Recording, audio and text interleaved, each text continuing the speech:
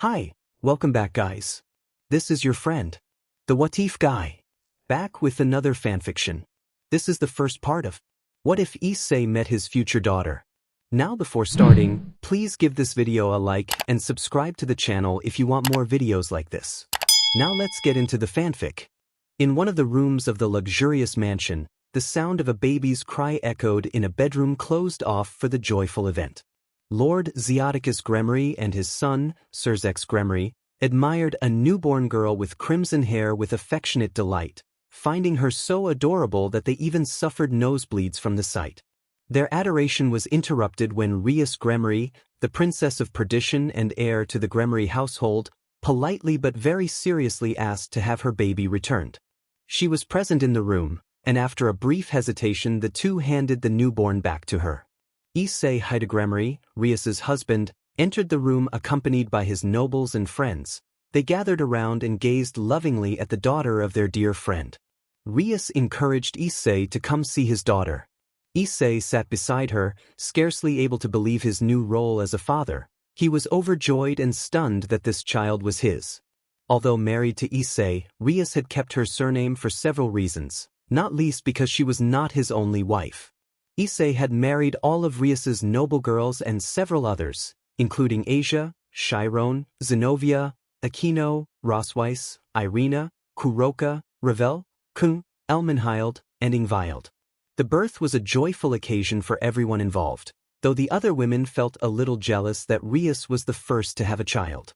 After some consideration, Rias named her first daughter Jiras Gremory. 20 years later, in a vast ballroom elegantly decorated with phoenix symbols, former members of the Occult Research Club and their friends attended the birthday party of Ravel Hyodo's son, Issei Hyodo. He was among the cohort of children born over the past 2 decades. Ravel, dressed in a refined lavender gown, was in her son's dressing room ensuring he looked appropriate for the celebration. Issei bore his mother's hair color in a straight, neck-length style. He stood about 6 feet tall and had honey-colored eyes like his father. He wore a tailored red suit embroidered with a dragon on the back and a tie shaped like a phoenix wing. Ravel, proud yet wistful, prepared him for the event. Issei asked his mother whether his father would attend the party.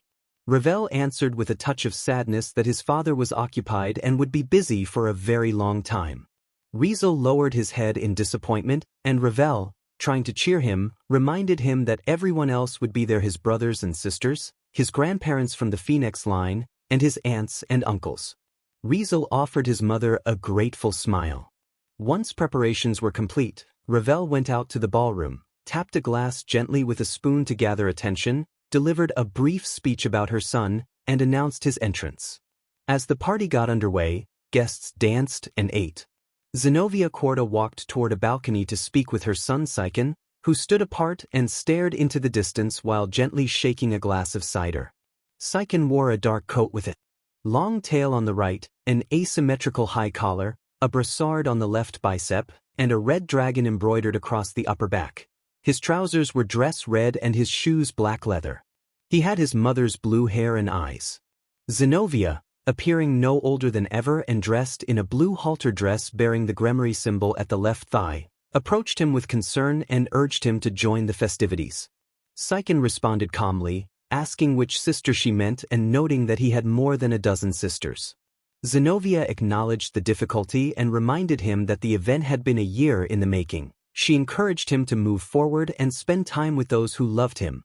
She extended her arm, inviting him to dance. Saiken let out a soft sigh, then returned a faint smile and accepted.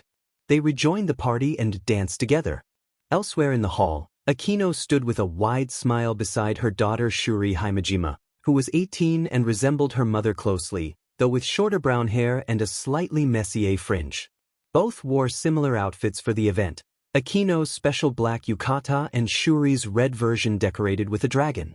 Aquino's father, Barakiel, arrived wearing a suit with a fallen angel wing design on the back. He had come as a gesture of goodwill and because he had volunteered to attend once he learned his daughter and granddaughter would be present.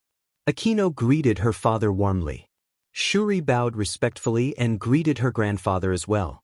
Scanning the room, Shuri asked Aquino where her husband was.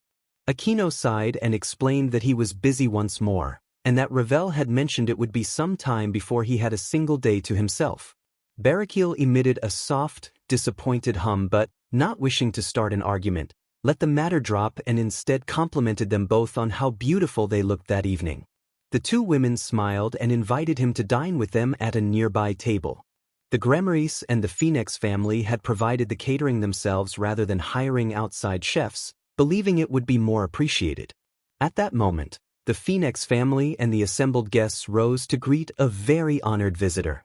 Ravel approached the guest, bowed politely, and welcomed him to her son's birthday, addressing him as Lord Millikas. Millikas returned the courtesy but asked to drop formalities and be called Millikas. Millikas, one of the newly titled 7 Great Demon Kings, had taken the position after encouragement from his aunt Rias and his cousin Giras. He wore his father's old garments without armor but with the mantle in place. Although he appeared to be in his adolescence, he was actually over 30, his crimson hair fell to his shoulders and his bangs matched his father's. Many guests admired his progress, while others remained skeptical and suspected he had used unwise tactics to gain his father's seat. At his side stood one of Issei's children, a girl named Kurabara. She had black hair worn in 2 cat-like tails, yellow eyes and cat ears, with her hair reaching her waist. At 17, she preferred a traditional black cheongsam with red trim and gold threads, sandals, and a dragon motif on the back of her dress. She also wore a red band bearing the Gremari symbol. Kurabara had spent much time in China and enjoyed the traditional attire. Millikas mingled with the other guests while Kurabara went to greet her aunt and stepmother, Chiron. Chiron wore a simple purple dress with matching slippers. She had matured and now had children of her own. She stood next to a tall man with short platinum blonde hair and red eyes who wore a noble suit.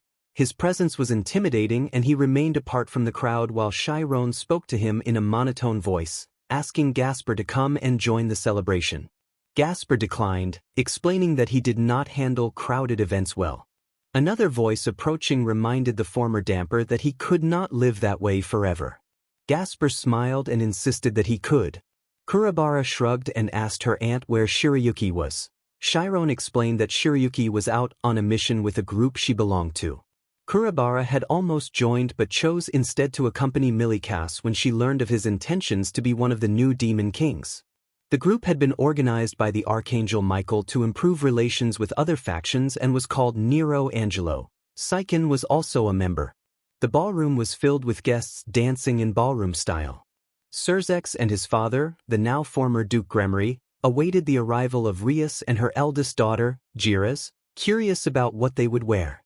Surzex passed the time writing lyrics for a new spin-off show centered on Issei's older children, a project he hoped would revive interest by combining elements of familiar themes. His father spoke proudly with the former Lord Phoenix about their grandchildren, and the close bonds between the families felt stronger than ever.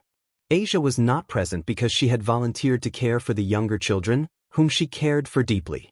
Issei's schedule had been busy and he had not had much time with the family, but Ravel had managed to arrange a few hours now and then so he could spend quality time with his multiple wives. Some children disliked the arrangements, some were indifferent, and some accepted them. Kiba attended in a simple black tuxedo with a matching bow tie. Several guests asked him to dance, but he declined politely. He waited for Rias to arrive so he could discuss a matter she had asked him to investigate. He was also somewhat anxious because she had arranged a trip to a tropical island as a gift for Riesel, which would be an opportunity to relax with their children for the first time in a long while. Elsewhere, in a place that resembled a temple, a young girl cloaked so that her face and body were hidden prepared a ritual. She followed the instructions of a book, arranging a magical circle carved into a stone placed before her. When the ritual was nearly complete, she drew a katana with a black blade that shimmered with a faint red aura and, with controlled calm, pricked her finger to let a small drop fall into the circle's center. She then held her hands over the circle and intoned words in an unfamiliar tongue. The circle glowed a bright red and filled the room with light. A loud sound echoed through the otherwise empty chamber. When the light faded, the ritual had produced a result that left the girl visibly nervous. A young Issei, appearing to be about 17 or 18 and unconscious, lay where the light had settled. The girl quickly threw her cloak over him to provide modesty, and the young man yawned as he stirred and asked why it felt so cold. He then looked around in alarm, realized he was not in his bed, and frantically demanded to know where he was. Issei wondered if he had upset one of the girls. A young woman revealed herself after calming down. She had brown, neck-length hair and violet eyes. She wore a white spandex vest with a red dragon on the left chest, loose black pants with a matching belt, white boots, and black gloves. She approached Issei and apologized, explaining she had not meant for what had happened to occur.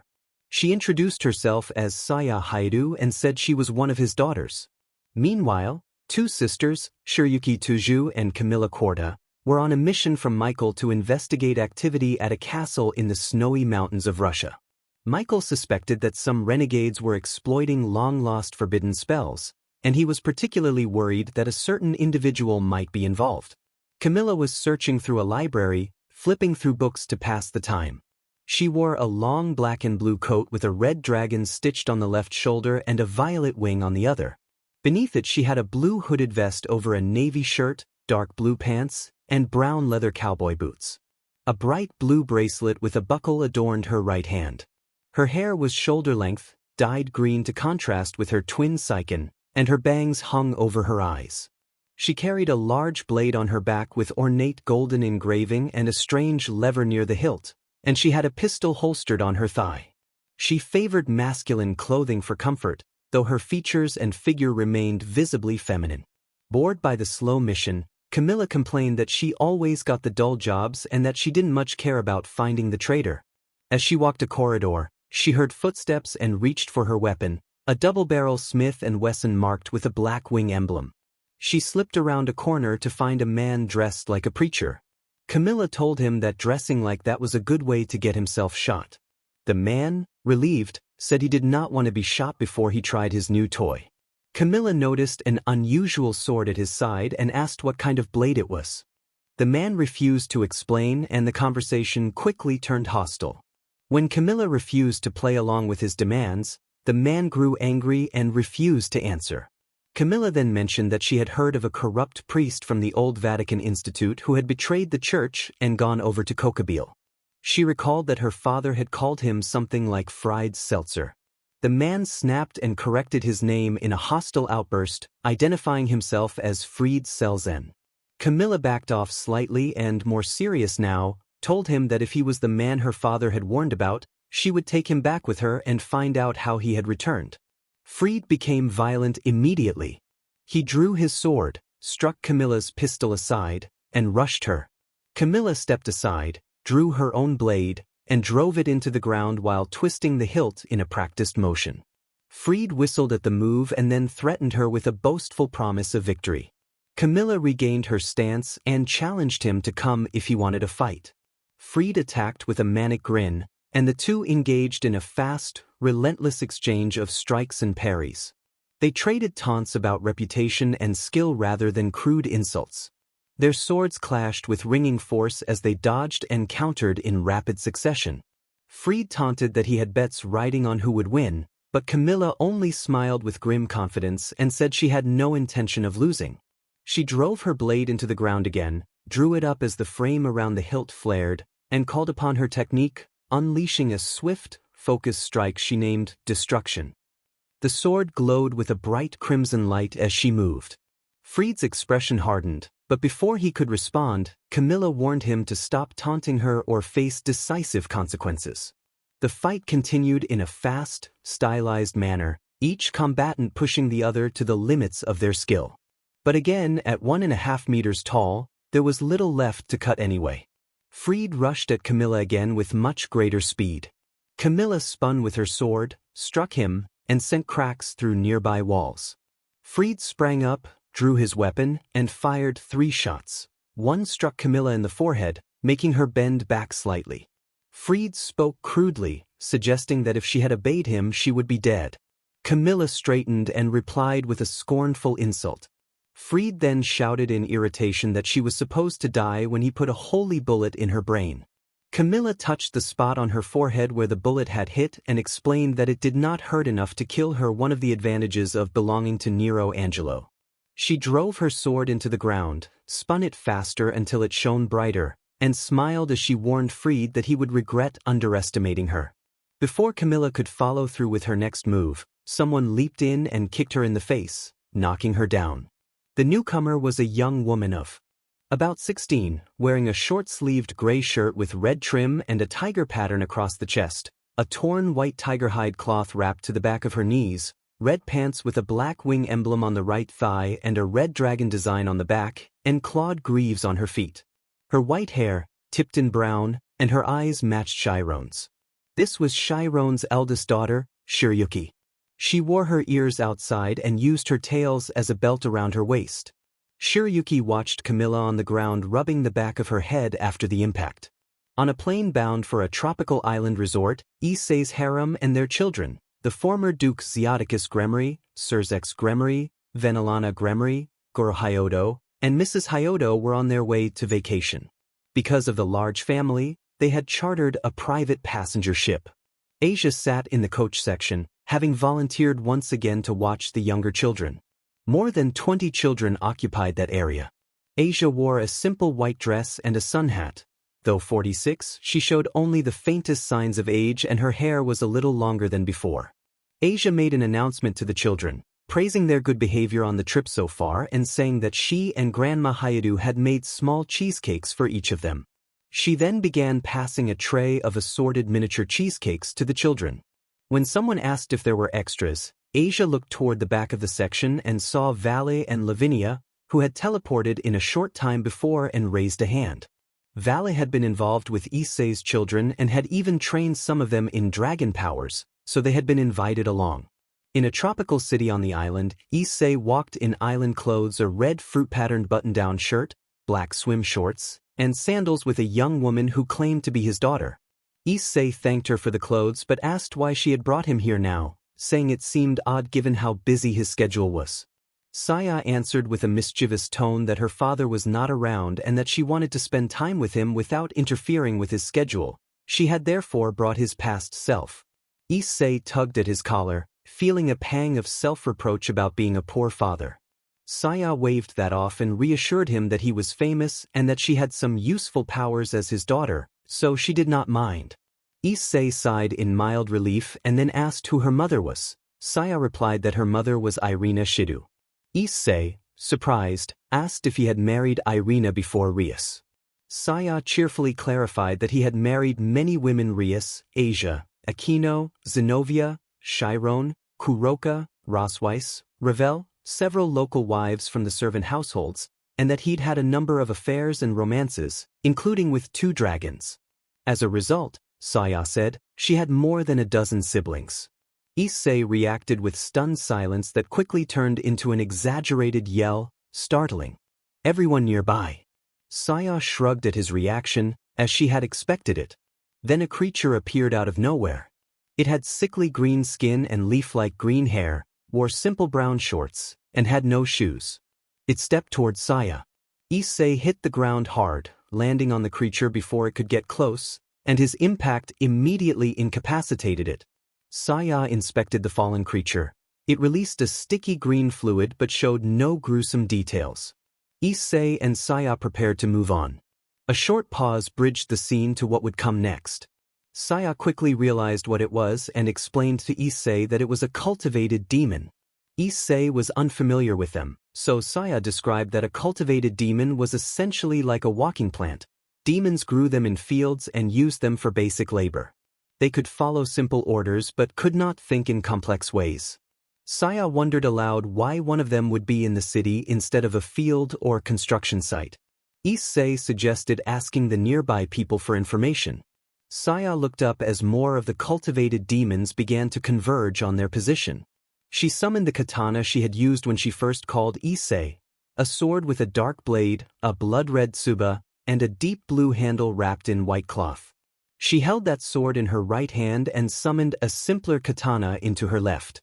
Issei equipped his 2 swords, Ascalon and Ascalon II, and the 2 prepared to confront the small army of cultivated demons. Saya noted that while these demons were a nuisance in large numbers, they were generally weak. They charged from opposite ends to engage one side of the enemy. The battle unfolded in an energetic, anime-style exchange of swordplay and coordinated maneuvers, with neither side suffering graphic injury. As they fought, 3 fallen angels descended from the rooftops, 2 female and 1 male, and watched as the father-daughter pair handled their side of the skirmish. On board the plane heading to the island, the extended family passed the time happily, chatting about various things. Issei's parents were especially content. With almost 30 grandchildren, they had plenty to enjoy. They did not know about the dangerous work some of their grandchildren did as part of Nero Angelo. They believed the grandchildren simply worked part-time in the underworld and were paid by Miguel through Azazel. Azazel had arranged for Issei's parents to receive extended lifespans so they could spend more time with their grandchildren. Serzex had originally proposed turning them into demons, and Azazel offered to make them fallen angels instead. After lengthy discussion, Azazel developed a method over several months based on a formula Rias's team had used to rejuvenate Vasco Strata, combining the power of the arts, the Cup of the Trinity, and the Aeon Baler to slow the body's internal clock. In effect, Issei's parents were given the potential to live 5 normal human lifespans. They retired from their jobs, spending their days with grandchildren and attending underworld gatherings related to their son's family. Azazel took the opportunity to relax. He teleported aboard wearing sunglasses, a Hawaiian shirt, shorts, and sandals, settling in with a laid-back air. Ravel greeted him warmly and offered a drink. She wore a straw hat and casual beachwear with a light cover-up. Azazel requested something tropical and rum-forward, citing the vacation atmosphere. While Ravel took his order to get the drink, Azazel began to converse with Rias, who sat nearby. Rias appeared almost unchanged from before, slightly taller and still youthful, as if 19, which sometimes led to confusion about her role as older sister to her children rather than their mother. Her crimson hair remained the same, and she wore a short-sleeved white jacket over casual beach attire. Rias teased Azazel about trying to take advantage of her gift for Raziel, and Azazel replied that he had been working hard for months and needed a break. Rias admitted she missed hearing her youngest child, Teos, say mommy. Azazel asked if Teos was indeed her youngest, and Rias, holding photos of her children, listed their ages. Teos was 3, Andorra was 8, Ixis was 13, and her son Kyreu was 15, and she mentioned Jiras as well. Azazel conceded that it was difficult to keep track of all the 20-somethings. When his drink arrived, Azazel relaxed further and mentioned that he would like Issei's help with increasing the birth rate among fallen angels, noting that results from interdimensional rooms were promising. Rias promptly refused, making it clear that Azazel would not take more spouses without their permission. Valle entered the first-class section after being denied some of the children's treats. He wore his usual outfit, unchanged over the past decades, and casually passed Saiken, tossing him a can of liquid he had found at a specialty shop. Saiken, dressed in a short-sleeved red suit, examined the can labeled Special Sword Polish by Yoshitsun and was pleased. He drew the sheathed katana at his side, a sword with a black lacquered saya adorned with metal fittings, a blue seijo cord, a silver-ornamented tsuba, and a tsuka wrapped in traditional gold with black accents. A dragon relief decorated the pommel, and the blade had a pale, platinum tone. Miguel had given the sword to Saiken when he joined Nero Angelo. It was crafted to be exceptionally sharp, though its true power depended on its wielder. Saiken unsheathed the blade, took a small polishing box from under his seat, and prepared to clean and care for his treasured weapon. Valle later approached a young boy named Ophion, a familiar figure with messy black hair, gray eyes, and dark clothes. Ophion was quietly reading a book. Valle and Ophion exchanged a few terse words before Valle walked away. Camilla and Shirayuki battled Freed and had him pressed up against a wall. Shirayuki charged with the same fierce expression there. Mother often wore and struck Freed repeatedly with open-handed blows until he crashed through the wall and fell into a lower throne room. The room below was on a lower floor, and Freed landed hard. Before Shirayuki could leap to finish him off, Camilla reminded her of something urgent. Camilla noted that they had somewhere else to be, and both sisters realized they had nearly forgotten their vacation. Camilla admitted they had been having so much fun dealing with Freed that they lost track of time. Shirayuki warned that Jiras would be angry. Shirayuki dropped to the lower floor to try to end the fight. Camilla encouraged her to handle the dangerous work. Shirayuki told her she would not allow Fried to destroy the place and that she refused to be punished by Jiras again, because those punishments had hurt. Fried staggered to his feet, furious that the two women had bested him. He gripped his new sword with both hands and lunged with evident malice. Shirayuki paused for a moment and then pushed him with a single, powerful palm strike from her left hand, which glowed with a white version of the boosted gear adorned with a red jewel and ornaments. Shirayuki invoked the Imperial Dragon armor, and her body was covered piece by piece in white-scaled armor with red trim and red jewels, a feminine version of their father's armor, complete with two tails that extended from the back. Fried found himself pinned to the wall and realized he was in serious trouble. Shirayuki surged forward and unleashed a rapid series of palm pushes, finishing with an even stronger move that sent Fried tearing through the wall and hurtling toward the distant mountains. Camilla landed and remarked that the armor had been excessive for that opponent. Shirayuki reverted to her normal state and said she had not needed to use her full power on him. They still had their vacation to attend. Camilla pointed out that they had to inform Leonis about Fried's return, since the reappearance of the dead was an ominous sign. Having completed their task, the two sisters used magic circles to teleport away. On the mountain, Fried lay battered and frustrated. He examined the back of his right hand and wondered why his plan had failed, admitting he was still getting used to being alive again when a black magic circle wrapped around him and pulled him in. In a private realm belonging to Issei, the adult Issei kept a tight schedule and spent his limited free time in a trailer provided by Surzex. The trailer was comfortable, with a large bed, a television, and a fridge stocked with food and drinks left by friends and family. Issei used the trailer to rest and to spend the smallest possible amount of time with his wives. A knock came at the door, and Issei answered to find Leonis, a man with short violet hair and glasses, standing with Miguel behind him. Leonis introduced Miguel to Issei. Miguel approached formally and said it had been a while and that he needed to speak with Irina. Issei's expression turned serious, and he refused, making it clear that Irina would not be available. Miguel insisted that the matter was urgent and that he must speak with her. Issei again refused, saying Irina would not meet with him in Issei's domain. Leonis reacted angrily at the way Issei had addressed Miguel and berated Issei for his tone. Issei responded by raising his aura, his eyes flashing crimson as he told Leonis that it was Leonis who needed to know his place. Miguel observed that Leonis's anger was understandable. Issei told Michael calmly not to trouble him with words.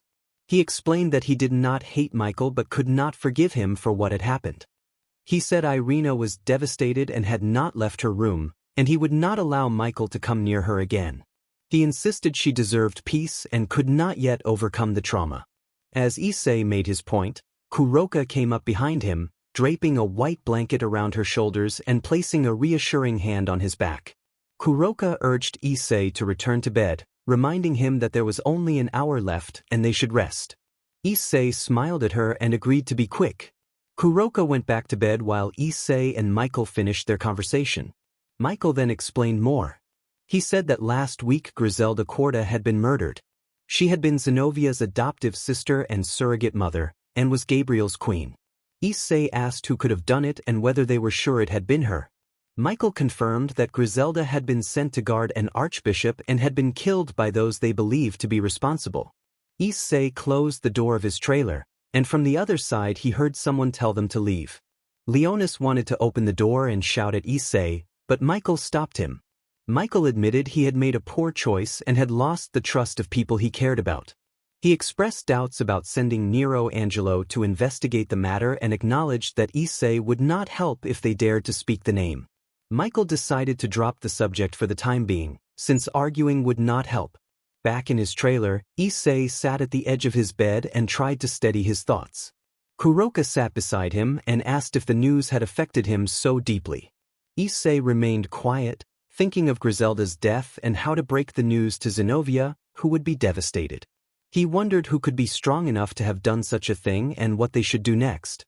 Kuroka offered quiet comfort and suggested taking a short break so Issei could clear his head.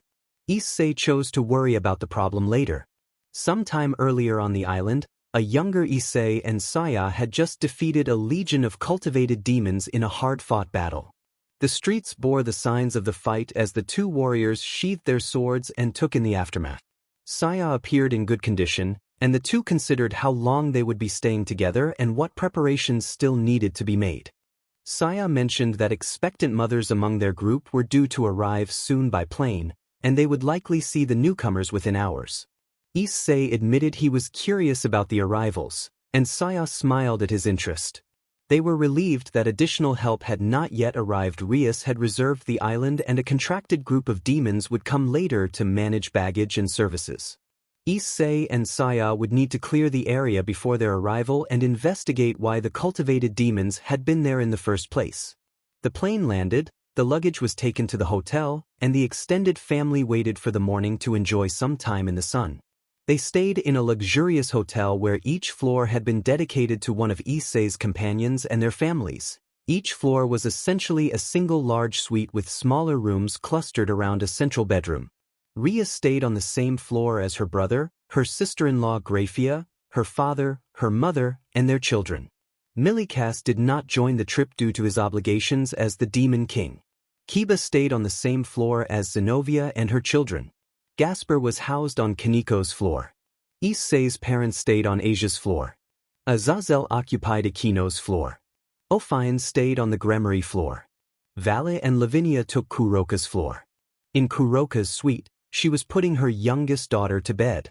Kuroka had 3 daughters in total, Kurabara, her eldest at 18, and 2 younger daughters aged 9 and 4. The suite had a warm atmosphere, with decor inspired by traditional Chinese motifs to reflect Kurabara's growing fondness for that culture. Kuroka did not mind and appreciated that it made her daughter happy. The room included a red sofa, a large television, and a well-stocked fridge, amenities common to every suite. A small koi pond shaped like a yin-yang symbol sat near the center. Valle lounged on the sofa, relaxed and searching for something to watch. Kurabara practiced Tai Chi near the pond, dressed in a black sleeveless kung fu shirt with red trim and matching red kung fu pants. She wore wristbands that gave the appearance of fingerless gloves and black Tai Chi shoes. A red dragon design adorned the back of her shirt. Kuroka joined Valle on the sofa, stretched, and took the remote from him without complaint.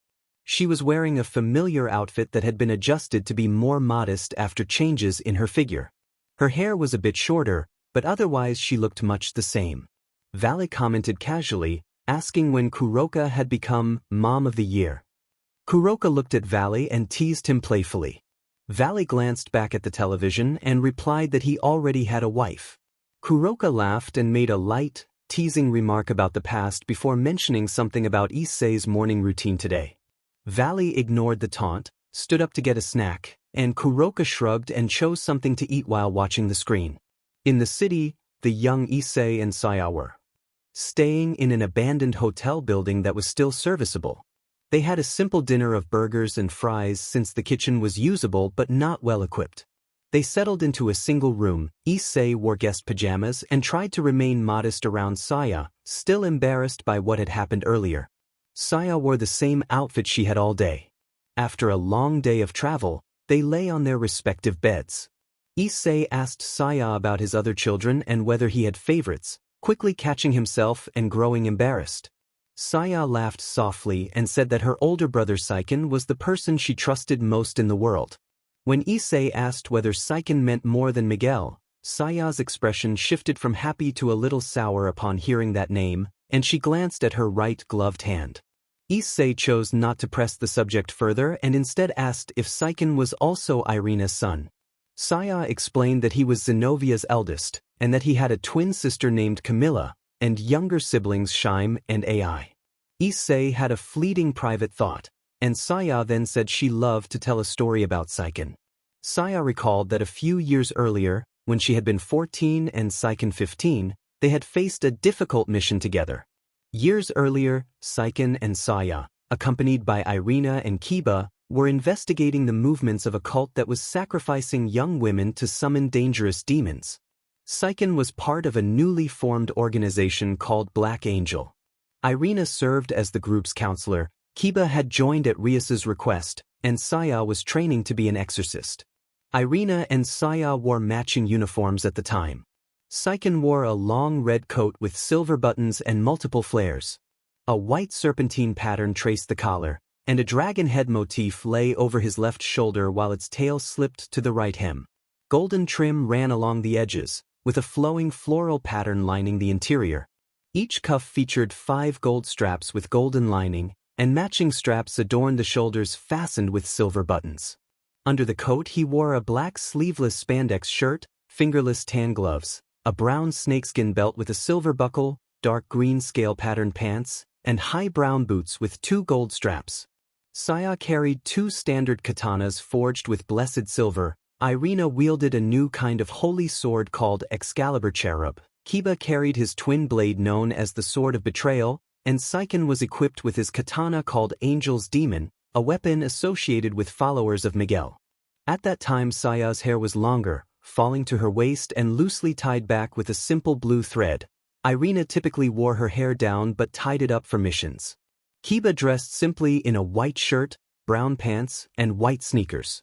They arrived at an old Japanese mansion that sources indicated was the cult's operating base, and that another ceremony was planned that night. Their intent was to stop the ritual and rescue the captives.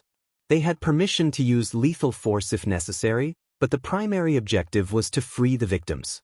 The garden around the mansion was eerily lifeless and clearly under guard, but Saya moved forward immediately despite the danger. Irina cautioned her not to get too close lest she be hurt. Saya looked at her mother with a cold expression and continued onward, prompting a look of worry from Irina. Kiba advised finding an alternate route for the time being, but Saiken stepped in, telling Saya to let her older brother handle it and that he could not bear to see her hurt again. Irina tried to intervene but stepped back when Saiken's confidence reminded her of Issei. The garden itself seemed peaceful at first, with a small rock waterfall and blooming flowers, an unlikely place for a confrontation, yet that tranquility only heightened the tension. As Saiken reached the entrance, 4 masked demons wearing Oni-style masks emerged, brandishing crude bladed weapons. They were loud and brutish, the kind of enemies that drew irritation from Kiba and Irina. Saiken observed their movements with calm focus.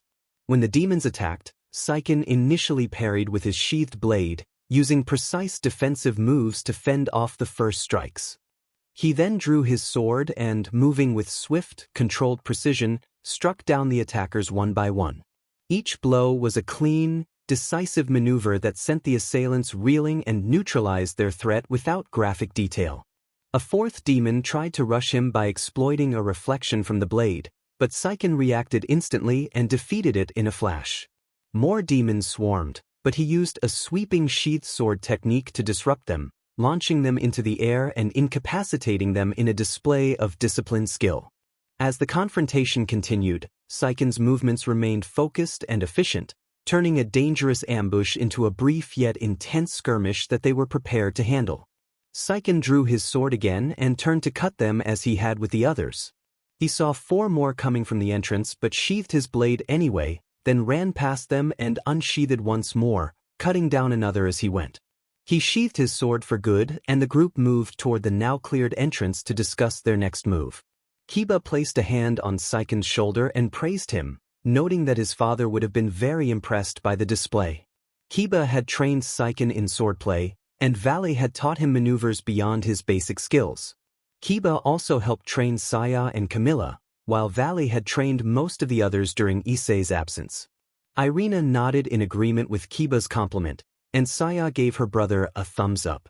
Irina, in a serious tone, warned that those had only been the entrance guardians and that there were likely others posted around the rest of the place. Kiba agreed and suggested splitting into 2 groups, one to go straight for the lair, and the other to clear the surrounding areas. Irina assigned the teams, saying that she and Saiken would handle the interior while Saya and Kiba covered the exterior. Saya immediately objected, arguing that she should go with Kiba or Saiken since either of them would be better partners. Kiba began to protest, but Irina acquiesced and adjusted the plan so that Saya would go with Kiba to cover the outside and Irina would go inside with Saiken. Irina and Saiken entered the mansion without further words, leaving Saya and Kiba alone. Kiba looked at Saya and asked whether she really thought she was being harsh with her mother. Saya began walking toward the estate's exterior and replied that she did not consider herself to have a mother. Inside the mansion, Irina and Saiken fought through more weak fiends as they pushed toward the building's center. As they battled, Irina could not help but imagine Zenobia fighting at her side. Saiken's battle face and manner reminded her strongly of Zenobia.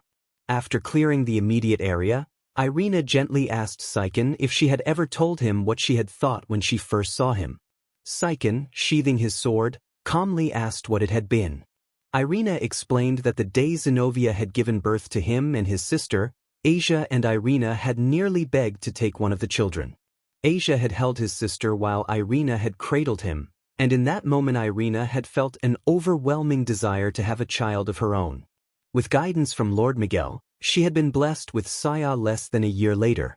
Her voice faltered as she admitted that things had not unfolded as she had hoped. Saiken interrupted gently, telling Irina that she would have to give Saya time. Saya was not ready to forgive yet, and that process could take years.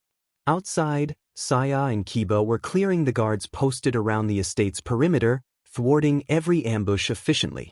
Kiba remarked that it was odd such a group would use so weak a force for guards. A man with black hair in a green suit raised his hand, producing a sigil that summoned a massive, purple moth-like fiend.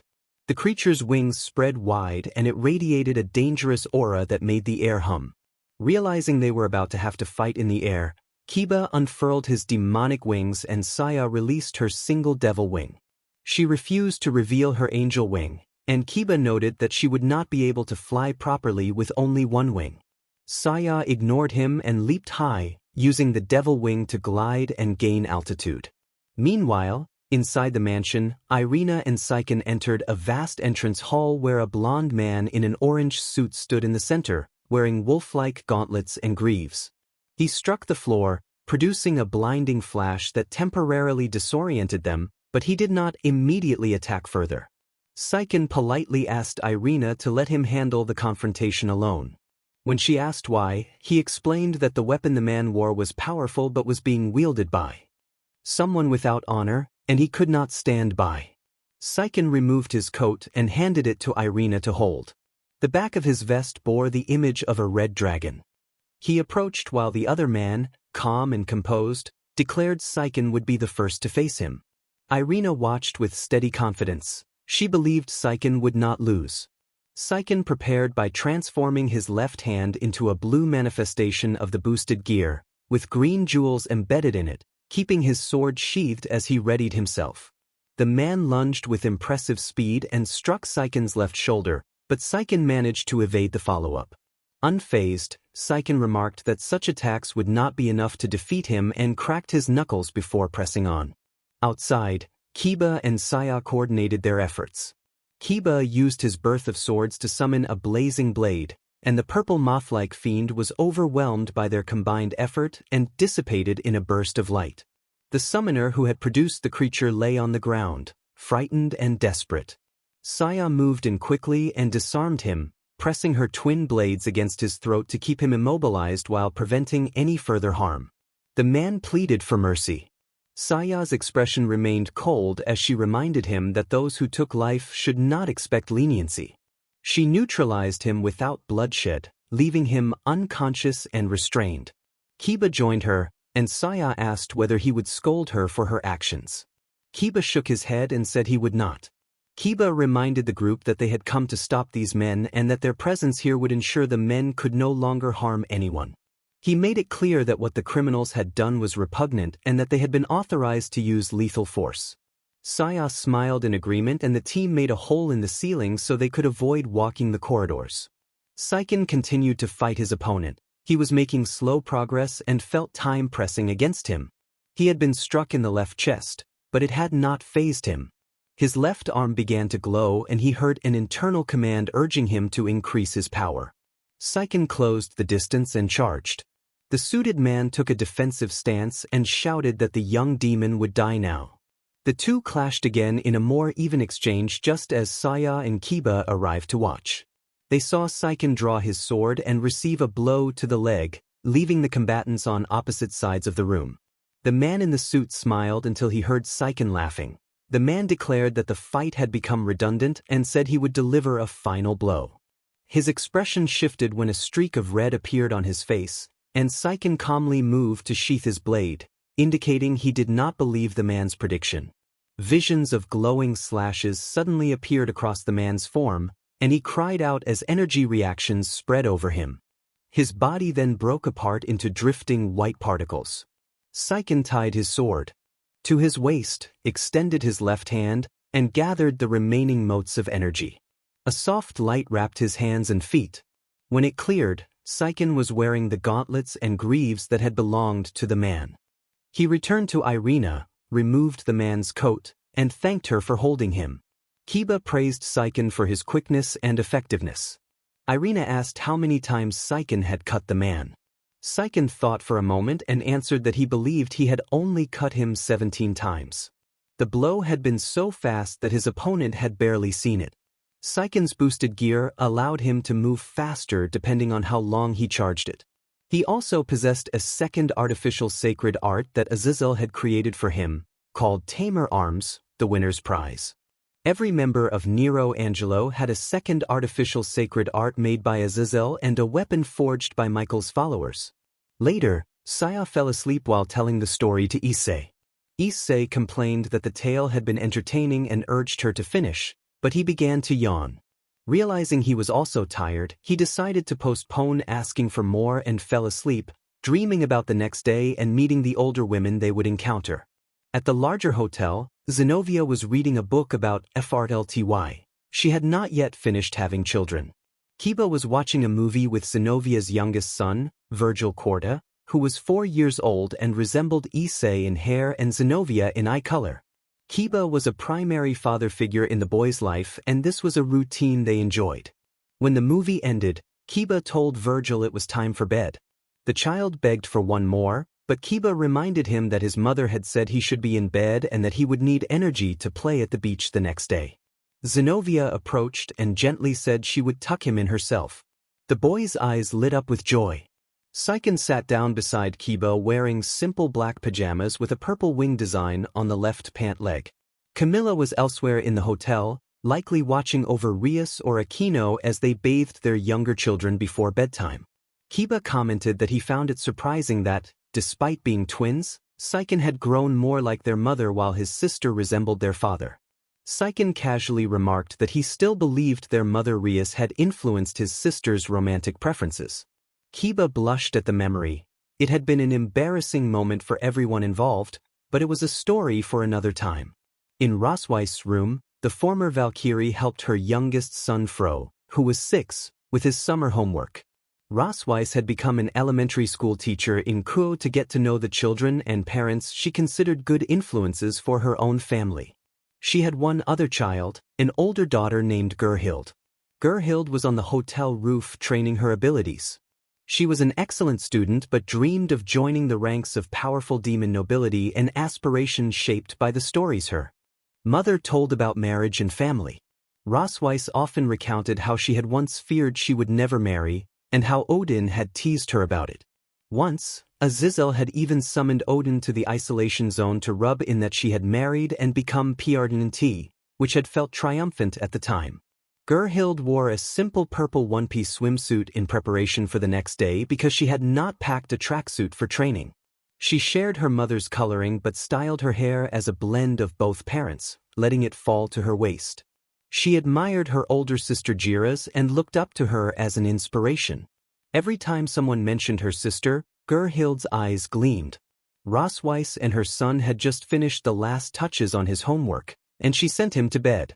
Fro had inherited the more serious side of his mother, and he had developed an adorable hobby of creating simple, harmless spells that produced colored lights, turned plain juice into sweeter flavors, and conjured the illusions of small animals. Once Fro was asleep, Rosweiss prepared for bed in a plain, inexpensive set of white pajamas. Although she could easily afford finer clothing, she preferred modest purchases. She entered her simple bedroom, which held a king-size bed, grew a little more melancholy, flopped onto the mattress, covered her head with the blanket, and fell asleep. Rosweiss was not the only person in the building going to bed with a touch of sadness.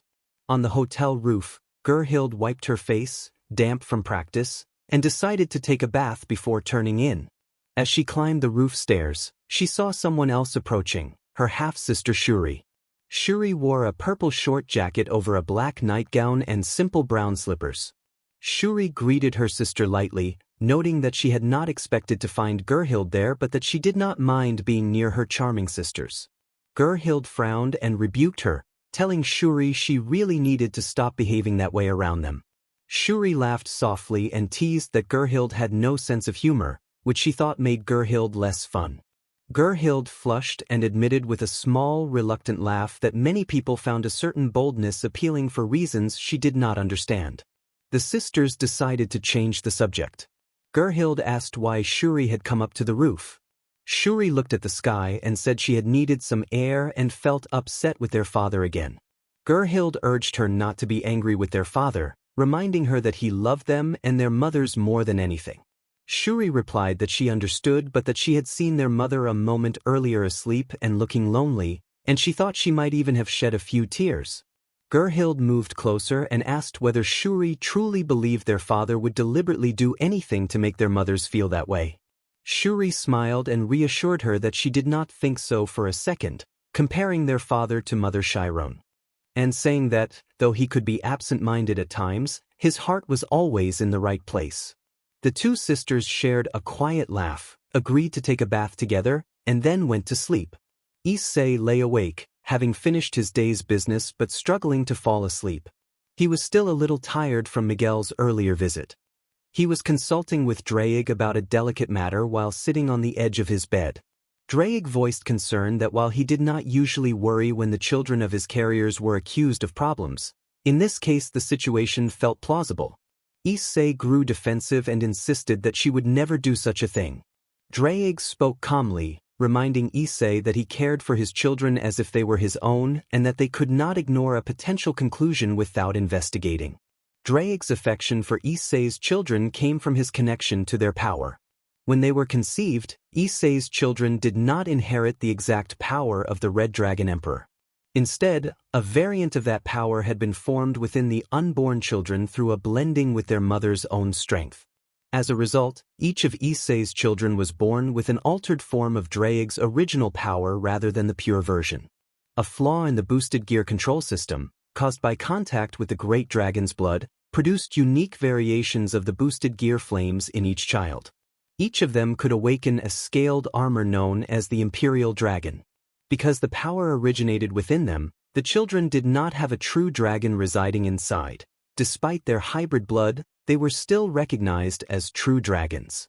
After explaining, Draig suggested Issei speak directly with the girl in question. Issei considered talking to Irina about the matter but hesitated, wondering how she would react to the news that Griselda had died. He approached the bathroom door of his trailer with his boosted gear equipped and instructed the device to unlock. The glove acknowledged the command, and the door opened to reveal a beautiful room with a large bed, elegant furnishings, sculptures, a small garden, and a little pond. Miguel had created this room for Issei and Irina to be together in a safe space, but with Irina choosing to remain inside, it had become a sanctuary. Issei, Asia, and Zenobia had spent a great deal of time helping to decorate it. Surzex and Azazel had enlarged the room and arranged the furniture. Azazel had also provided a special television that could play any movie and a bookshelf that could produce any book. After the incident that had driven Irina into the sanctuary, Issei had been furious with Miguel and blamed him for what happened. Asia and Zenobia had their own complaints as well. In a vote, Milikas and the current Governor-General of the Fallen Angels, Shemhazai, agreed to allow only Issei to access the room from the outside. They linked the doorknob to Issei's boosted gear so that no one could speak with Irina without his permission. Irina could leave whenever she wished, but she preferred not to. Asia, Zenobia, Asia's eldest daughter Eri, and Saiken visited Irina frequently. They simply asked Issei even when he was in the middle of something, and he gladly opened the way for them. Irina and Issei had a 5-year-old son named Shaim who visited whenever he could.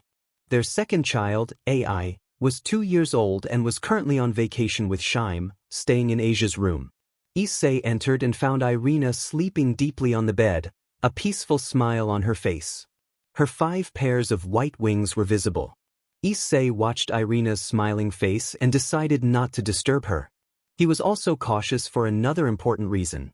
Irina was 8 months pregnant with their 4th child.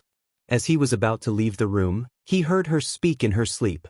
Irina mumbled that she asked Saya and Ai whether they wanted a brother or a sister and that if they both asked politely, their father would be pleased. Issei wished he could fix everything and make Irina happy again. Saya still harbored resentment toward her mother, and that animosity had endured for the past 2 years with no sign of forgiveness. Issei returned to his trailer and continued talking with Drake. Issei berated himself as a terrible father, a terrible husband, and a terrible person in general. Drake reprimanded him, telling Issei not to fall into self-condemnation. Drake said Issei was overwhelmed by duty and guilt, and that others were responsible for some of Saya's disdain. His wives and children did not hold grudges against him because of his chaotic schedule. Issei thought about Drake's words and added that even if the world was to blame, it was difficult to change things. What really worried him, he admitted, was the presence he had sensed that felt very similar to his own, only weaker.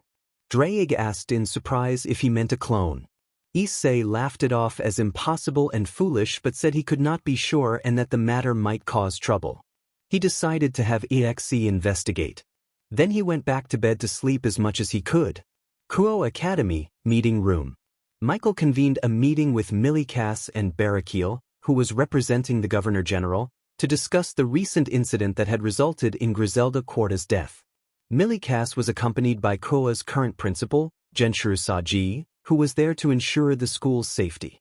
Saji, a supreme-class demon and a member of Sona's nobility, appeared older than usual in a navy suit and a purple tie, his hair grown slightly longer to match the look. Barakiel was accompanied by one of his elite fallen angels, and Michael had the bespectacled Leonis with him. Michael opened the meeting by thanking everyone for coming so quickly. Milikas immediately assumed the discussion concerned the death of Gabriel's queen. Michael agreed but said the matter went further. Griselda had been carrying a very important weapon when she was. Michael expressed reluctance to dwell on what might have prevented her death, but emphasized that this was a crucial matter. Michael explained that, as before, they still faced threats from rogues opposed to the era of peace. To respond, he had his angels create a new series of weapons based on Excalibur. Irina Shidu had been the first choice to test the prototype Excalibur Cherub, and when she quickly unlocked its potential, production of more such weapons began. Barakiel asked what made these swords special.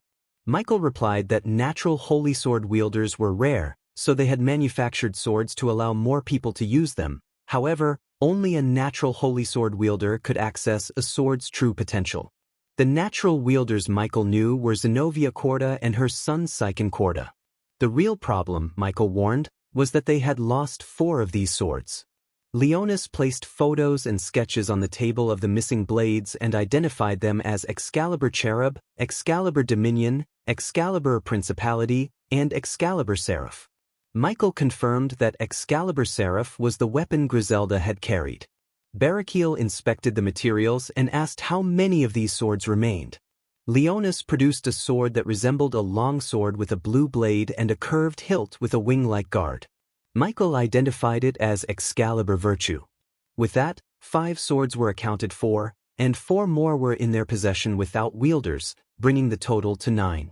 Michael warned that the 4 missing swords could pose even greater danger to demons and some fallen angels if they fell into the wrong hands. Milikas voiced concern and urged Michael to keep the weapons closer if they were so dangerous. Michael accepted responsibility and said he would have his Nero Angelo members investigate, but he cautioned that whoever could kill someone as strong as Griselda was likely more than a band of rebels.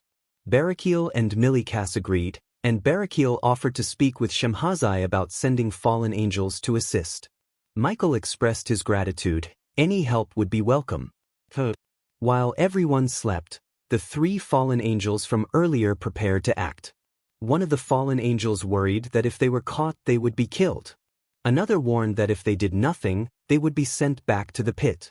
The third said they did not want that fate and hoped the woman would speak with them. Each of them raised their left hand, and a cluster of star-like symbols appeared on the backs of their hands as they readied themselves to move. The next morning at the hotel, loud, panicked cries echoed through every floor. Mothers pressed at doorways and peered into neighboring rooms in desperate search. On Akino's floor, Shuri watched her mother's terrified face. Shuri's mother rushed to her daughter, shook her, and asked in a desperate tone whether she had seen her brothers. Akino could not find her younger children. She overturned furniture and called their names. The same scene repeated on every floor. All children under 13 had vanished except for Ofine. Realizing this, the older youths Vale, Chiron, Akino, Kuroka, and Rosweiss hurried into the city to search for the missing children. The other mothers panicked but tried to steady themselves. The remaining members of the group gathered on Gremory's floor to figure out what had happened. The fact that only Ofine and Liliana, Lilith's daughter, remained made those present suspect that Ophis and Lilith were somewhere watching. Ophis and Lilith were fiercely protective. A remembered trip to a distant island came to mind, when Ofine had been bitten by a spider and Ophis had thrown everything into a relentless search for him. The kidnappers must have known Ophis would stop at nothing to find his child, and that is likely why Ofine had been left alone. There had also been a time when a baby had been frightened by a gargoyle on a building, and Ophis had reacted with overwhelming force to calm him. Zenobia was distraught over Shaim and Ai's disappearance and cried from guilt at not being able to protect them. Asia approached Zenobia and assured her that they would find the children, reminding her of their confidence in the kids and of Issei's care for them. Zenobia calmed somewhat, trusting in the strength of the twins and the others. In town, Issei and Saya remained unaware of the crisis. They walked together, sharing stories and laughing about past misadventures. Issei asked why the spell Saya had used to summon him brought him at that particular age, noting that it could even call him back as a baby. Saya explained that, when she did not specify an exact year, the spell produced a random result. She had considered him when performing it, and although she sometimes used a relative's age as a reference, the spell often acted unpredictably and could summon someone she only thought about. Issei then suggested bringing the girls to the place the spell created, thinking they would enjoy it. Saya reacted stiffly, clenching her right hand into a fist and striking a nearby wall hard enough to crack it. She told Issei that it was not a good idea. When Issei asked whether meeting her mother made her uncomfortable, Saya did not reply, and he wisely let the matter rest for the moment. They continued back toward the hotel. Elsewhere, Kurabara and Kuroka discovered a conspicuous building with a seal of star-like symbols around its door. Kurabara commented dryly that the place could hardly have been made more obvious. Kuroka's mother added in a calm but threatening tone that they should be prepared for the hell that was coming. Kuroka seethed with plans for whoever was responsible. Akino was similarly furious and likely to act recklessly. Kurabara kicked the seal, intending to break it with her arts. When her foot struck the markings, the stars flared with intense light. A magenta dome spread over the city and time itself seemed to stop. Everywhere except around Kurabara. Text appeared on the seal announcing that a ranking game had been activated and that 3 more participants could be selected to assist. Icons representing those who had come to the city appeared on the seal. Kurabara touched the icon for Chiron. Chiron instantly materialized beside her, looking confused. Chiron studied the seal and concluded that they had to defeat whoever had created it. Kurabara and Chiron discussed who else to summon and chose Shuri for her developed lightning ability and Seiken because he was considered the strongest member of Nero Angelo and carried a weapon capable of overcoming many defenses. They had not thought of Vale, and Akino's current panic made her a risky choice. The other selections were made by rapid elimination. They had to act quickly. On a tall building nearby, 3 fallen angels and a familiar face observed the dome. One of them noted that the game had begun. Another said they should be able to take 4 of the summoned participants with the 4 of them. The third expressed eagerness to see those demons humiliated after the last encounter. Their 4th member had already departed in pursuit of revenge. The 4 chosen by the observers split up to cover more ground and attempt to break the seal. The city lay beneath a magenta-tinted dome that changed the appearance of colors under its light.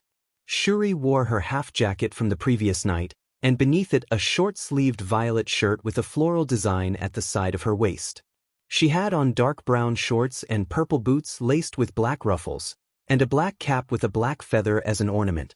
Seiken wore the outfit he had been using for 2 years, and Kurabara still had on what she had worn the night before. Shuri released her demon wings and rose into the sky, since she was the best flyer of the 4. Seiken leapt from rooftop to rooftop because he was the best jumper. Kurabara moved into the underground sewer system where her vision worked best, while Chiron took to the regular streets. In the sewers, Kurabara kept her eyes peeled for anyone else and heard someone complaining nearby. The voice complained about having to hide in the sewers and griped that the next mission should be something fancier, placing the blame on the others. Kurabara followed the sound to a dome-like chamber in the sewer where 4 bridges met above a circular platform over a cascade of purple, glowing water that looked toxic because of the spell. On the platform stood a young-looking girl in a black Lolita dress with white ruffles, a large black bow at the front, a green jewel set at her collar, thigh-high white socks, and black shoes. The girl faced away, and Kurabara approached the platform without making a sound. Elsewhere, Chiron had been forcing open doors at random, searching for someone to fight so the raiding game could be finished quickly and her daughters could be found. After smashing through many doors, Chiron burst into a bar and found an older woman sitting at the bar with a glass of what appeared to be whiskey. The woman wore a violet trench-style blouse with a wide collar, a matching miniskirt, black heels, and a gold necklace. Chiron felt a vague memory of this woman from more than 30 years ago but could not recall a name. Seiken continued across the rooftops. He spotted movement through a nearby window and jumped toward it to see who was there. Shuri watched and worried that Seiken might have been caught, and she flew to help him, but a fast-moving blue projectile shot past and interrupted her path.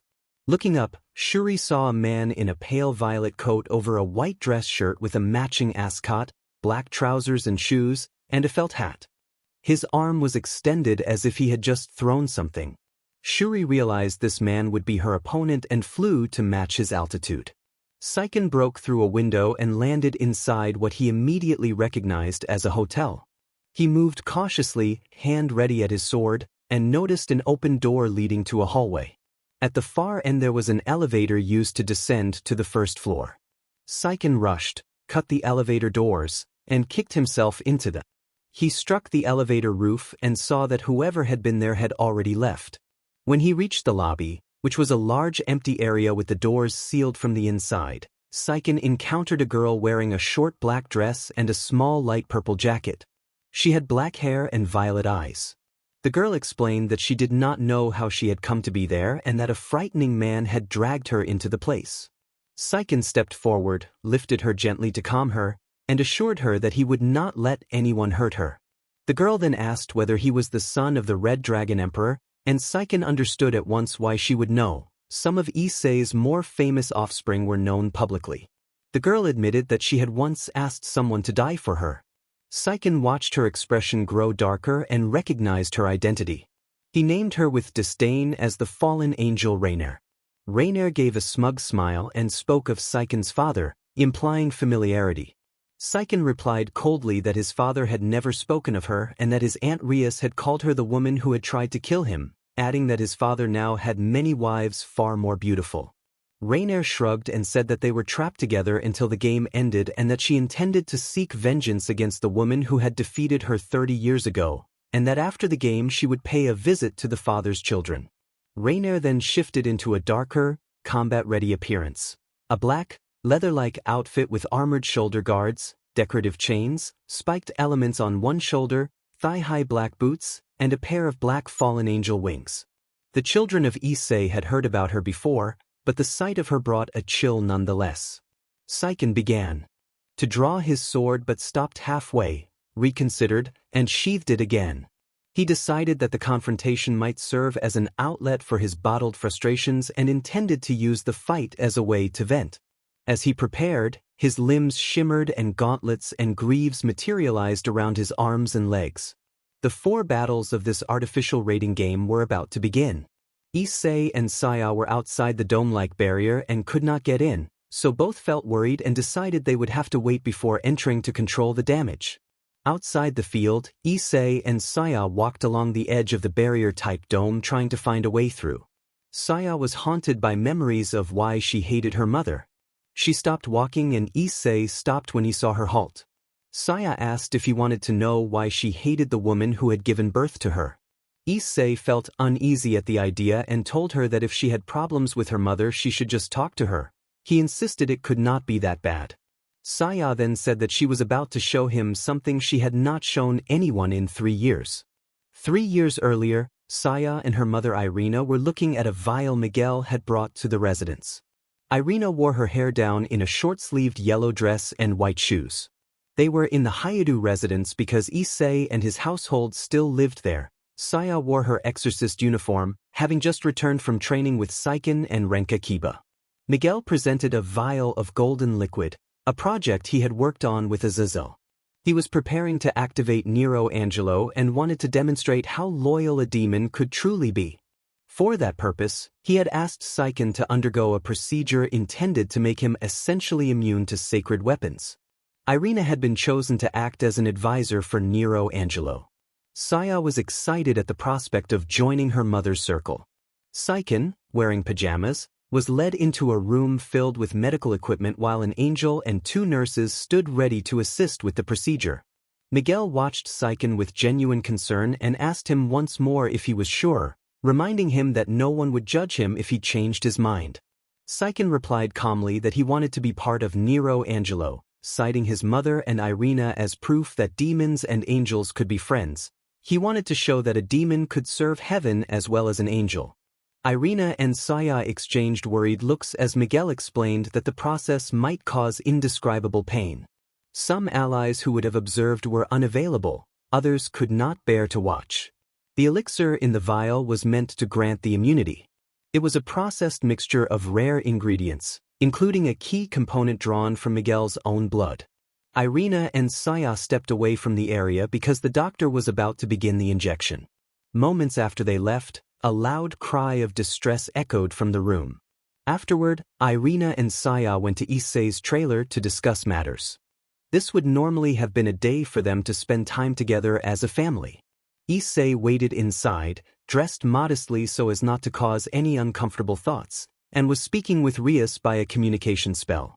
Rias had recently given birth to her 4th child, Teos Gremory, and was currently bedridden from the DLVY. When Irina and Saya entered, Saya ran forward and hugged her father with joy. Issei patted her head and felt truly happy to see both of them.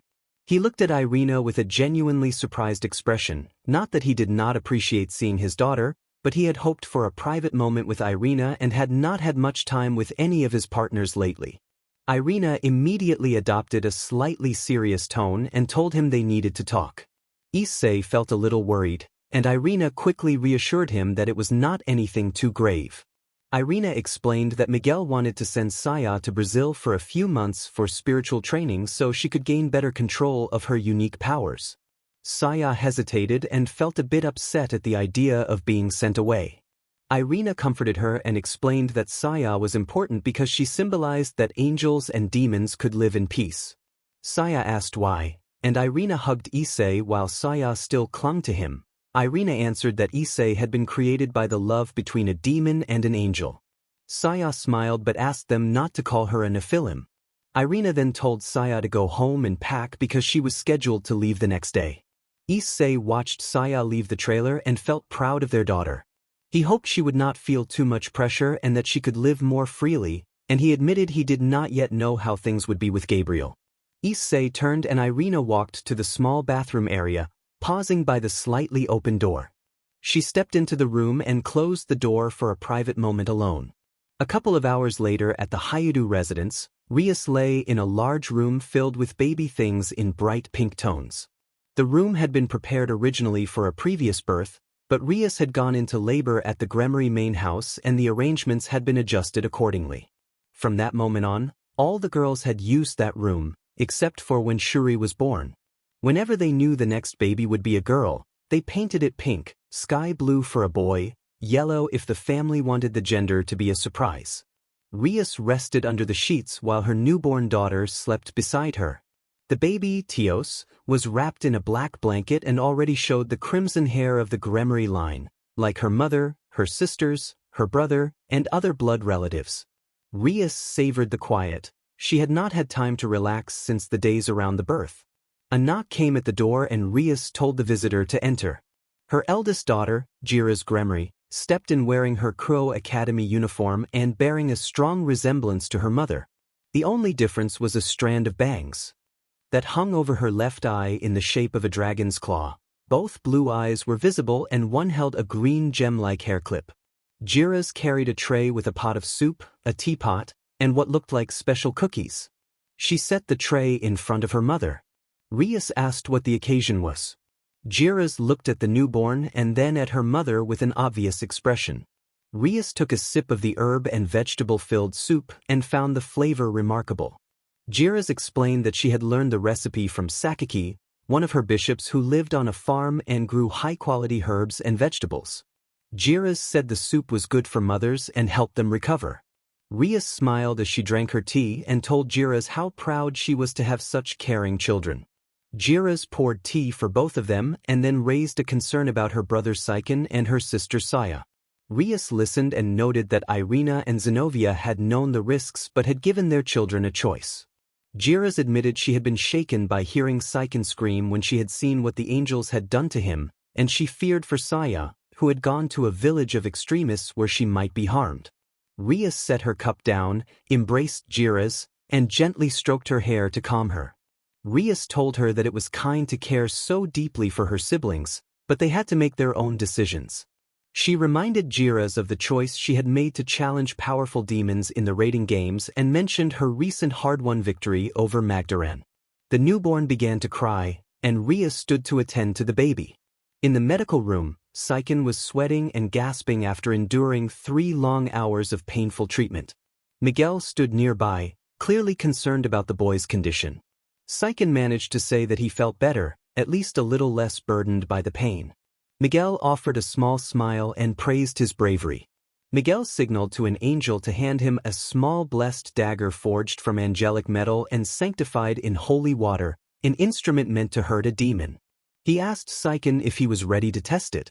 Saiken extended his hand and nodded. Miguel lightly drew the blade across Saiken's skin and nothing happened. The blade did not produce the usual divine effects. With more pressure, the blade caused only a shallow nick and minimal bleeding, but none of the expected holy reactions. Miguel was satisfied by the result, as it suggested their group, Nero Angelo, would be protected from sacred weapons.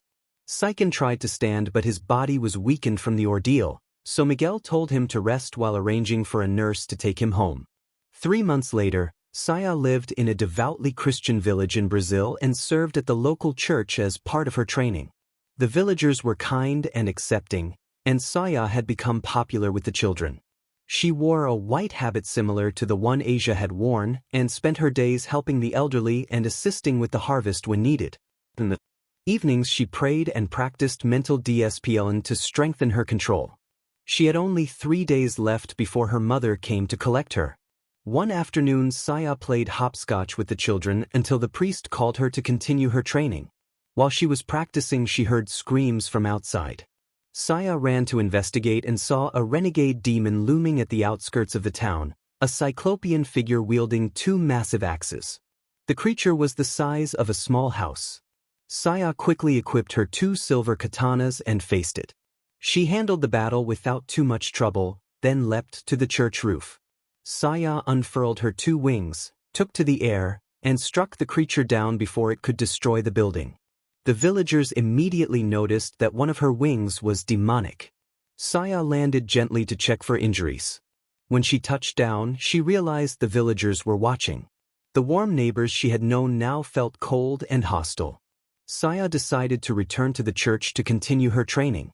The next 2 days were filled with awkward looks and a few insults, but she only had 1 more day before returning home. Irina was eagerly anticipating Saya's return and had prepared a message. Asia and Zenobia were not coming because they had their own responsibilities. The next day was, "Bring your parents to school," in Kuo, So Asia went to collect Eri and Mickey while Zenobia went for the twins. On the day of pickup, Irina appeared a short distance from the village to avoid being seen using magic so close to humans. Saya had her belongings packed and was ready to leave. She entered the village, but no one came to say goodbye and she felt rejected. As she reached the edge of the settlement, she was struck from behind and knocked to the ground. She touched the back of her head and looked up to find the villagers surrounding her, armed with axes, knives, pitchforks, and torches.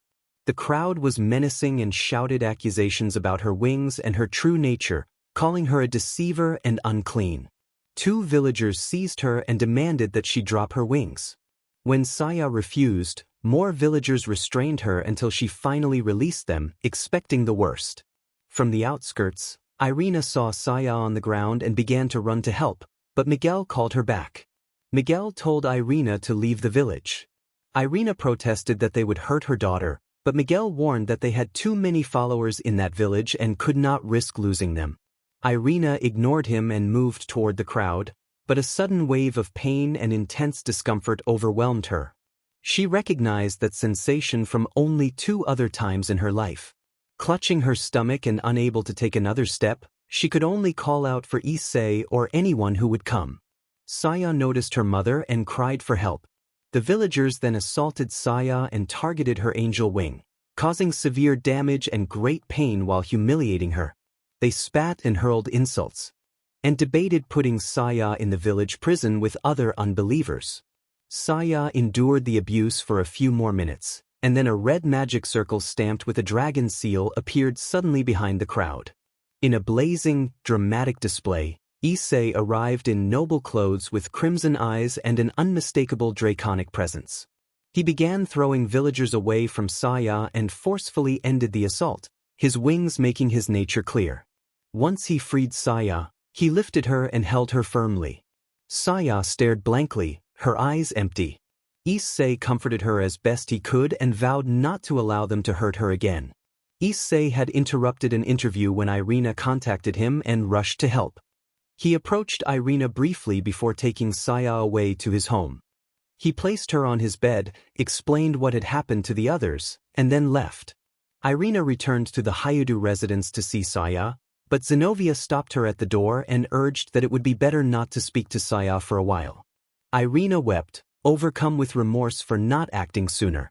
Zenobia tried to comfort her but was also shaken by her inability to intervene. Asia, inside Saya's room, attempted to mend the injured wing, but Saya refused the aid. In the present, Issei examined Saya's damaged angel wing. The feathers had been torn in places and some bore dark marks like old burns. Issei found it hard to believe what he saw, and Saya began to recount events she had witnessed earlier. She described a chamber where 2 men waited for a third to finish a spell and draw a glyph. Captives had been held in that area, and the men grew impatient because the prisoners were restless and dangerous. The captors had forgotten that even young dragons could be formidable. One of the men, Fred, complained about having the captives in a cramped space and noted how unnerving their watchful stares were. The second man replied that they had captured the targets they needed. Fred snapped back defensively and warned him to choose his words carefully. When the third man completed the glyph, he asked about one of the captives. Fred reached into the cage and grabbed Virgil by the arm. Virgil fought back, but he was not yet strong enough to break free. The third male finished the glyph and moved to his companions to prepare the second part of their plan. The second asked the third why they were doing this again, saying he understood the first part but the rest made no sense to him. The third replied that Pleiades had conceived it and he was only following orders. The second asked what about Rainier and her friends. The third answered that they only needed Rainier for the plan. Pleiades had said they needed the mare, not her herd. When the second pressed about the others, the third said they would be left to die. Back in the city, Shuri was engaged in an aerial duel with the fallen angel Donasik, dodging his sacred spears with graceful precision. She usually enjoyed toying with opponents she believed could not hurt her, but she needed to end this quickly to find her siblings.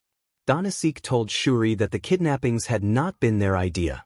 Shuri thought that even if it had not been his idea, he was still responsible.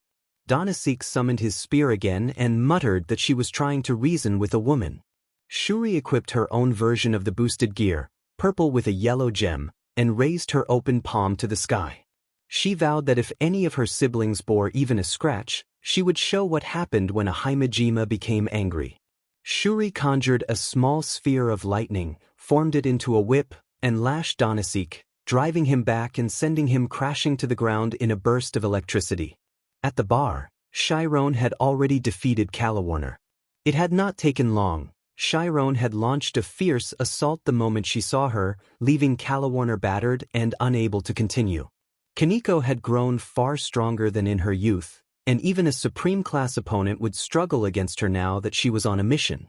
Chiron issued a threat and gave Calawarner 10 seconds to reveal where her children were. Calawarner said nothing, so Chiron slammed the floor beside her head, creating a small crater as a warning. Calawarner sighed and said that if she could not get what she wanted, then others would not get theirs either. She told Kaneko she was ready to talk and explained that the seal Chiron had seen could be passed, but only if they won the ranking game. Chiron struck Calawarner hard, knocking her out of the match and rendering her unconscious. Unfazed by the mess she had created, Chiron left immediately to finish the game and rescue her children. In the sewers, Kurabara twisted and dodged the attacks of the fallen angel Middlet. Middlet grew increasingly frustrated as Kurabara taunted her while fighting, having already landed a few kicks that left visible bruises. Kurabara's evasions were intentionally provocative. She would roll to the side and feign boredom. Middlet finally hurled her spear, but Kurabara sidestepped it easily. Middlet lost her temper and shouted an insult, drawing a cold look from Kurabara. Kurabara closed in, ears flattened, and demanded whether Middlet had just called her a beach. Middlet stammered in affirmative. Kurabara performed a backflip and finished with a powerful axe kick that sent Middlet tumbling into the sewer water below the platform. Middlet flailed and splashed, clearly unhappy about the fall. Curon leaned over the edge of the platform and cheerfully told her that she was not a beach but a wild kitten, and suggested she be more careful with her words next time. Back at the hotel, Rias contacted her eldest daughter, Jiras, who had not been traveling because she had been in the middle of a ranking game and had emerged victorious. On hearing about the trouble with the siblings, Jiras did not hesitate and came straight to her mother's location. Rias and her eldest embraced immediately. Tis wore a long-sleeved white shirt and a knee-length red skirt with a black dragon symbol. Her hair was a bit longer and her fringe now shadowed the upper left of her face. After a few warm words, they set to work. Jiras casually asked her mother when she would have another sibling for her. Rias smiled with her eyes closed and said she hoped soon, mentioning a special day planned with Jiras's father. Jiras brightened and said she looked forward to having another little brother, since having just one felt incomplete. As a child, Jiras had loved hearing about Kairyu and had once fallen asleep hugging her mother's belly. Then Jiras asked in a more serious tone who she would have to remove from their lives.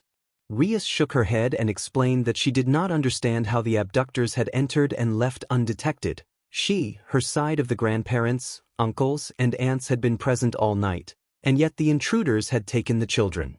Jiras asked whether there had been blood around the beds. Rias looked at the floor and said she had found small stains near Tio's bed and that Chiron had found traces on Tora's sheets. Jiras, more worried, asked whether anyone had assumed the worst.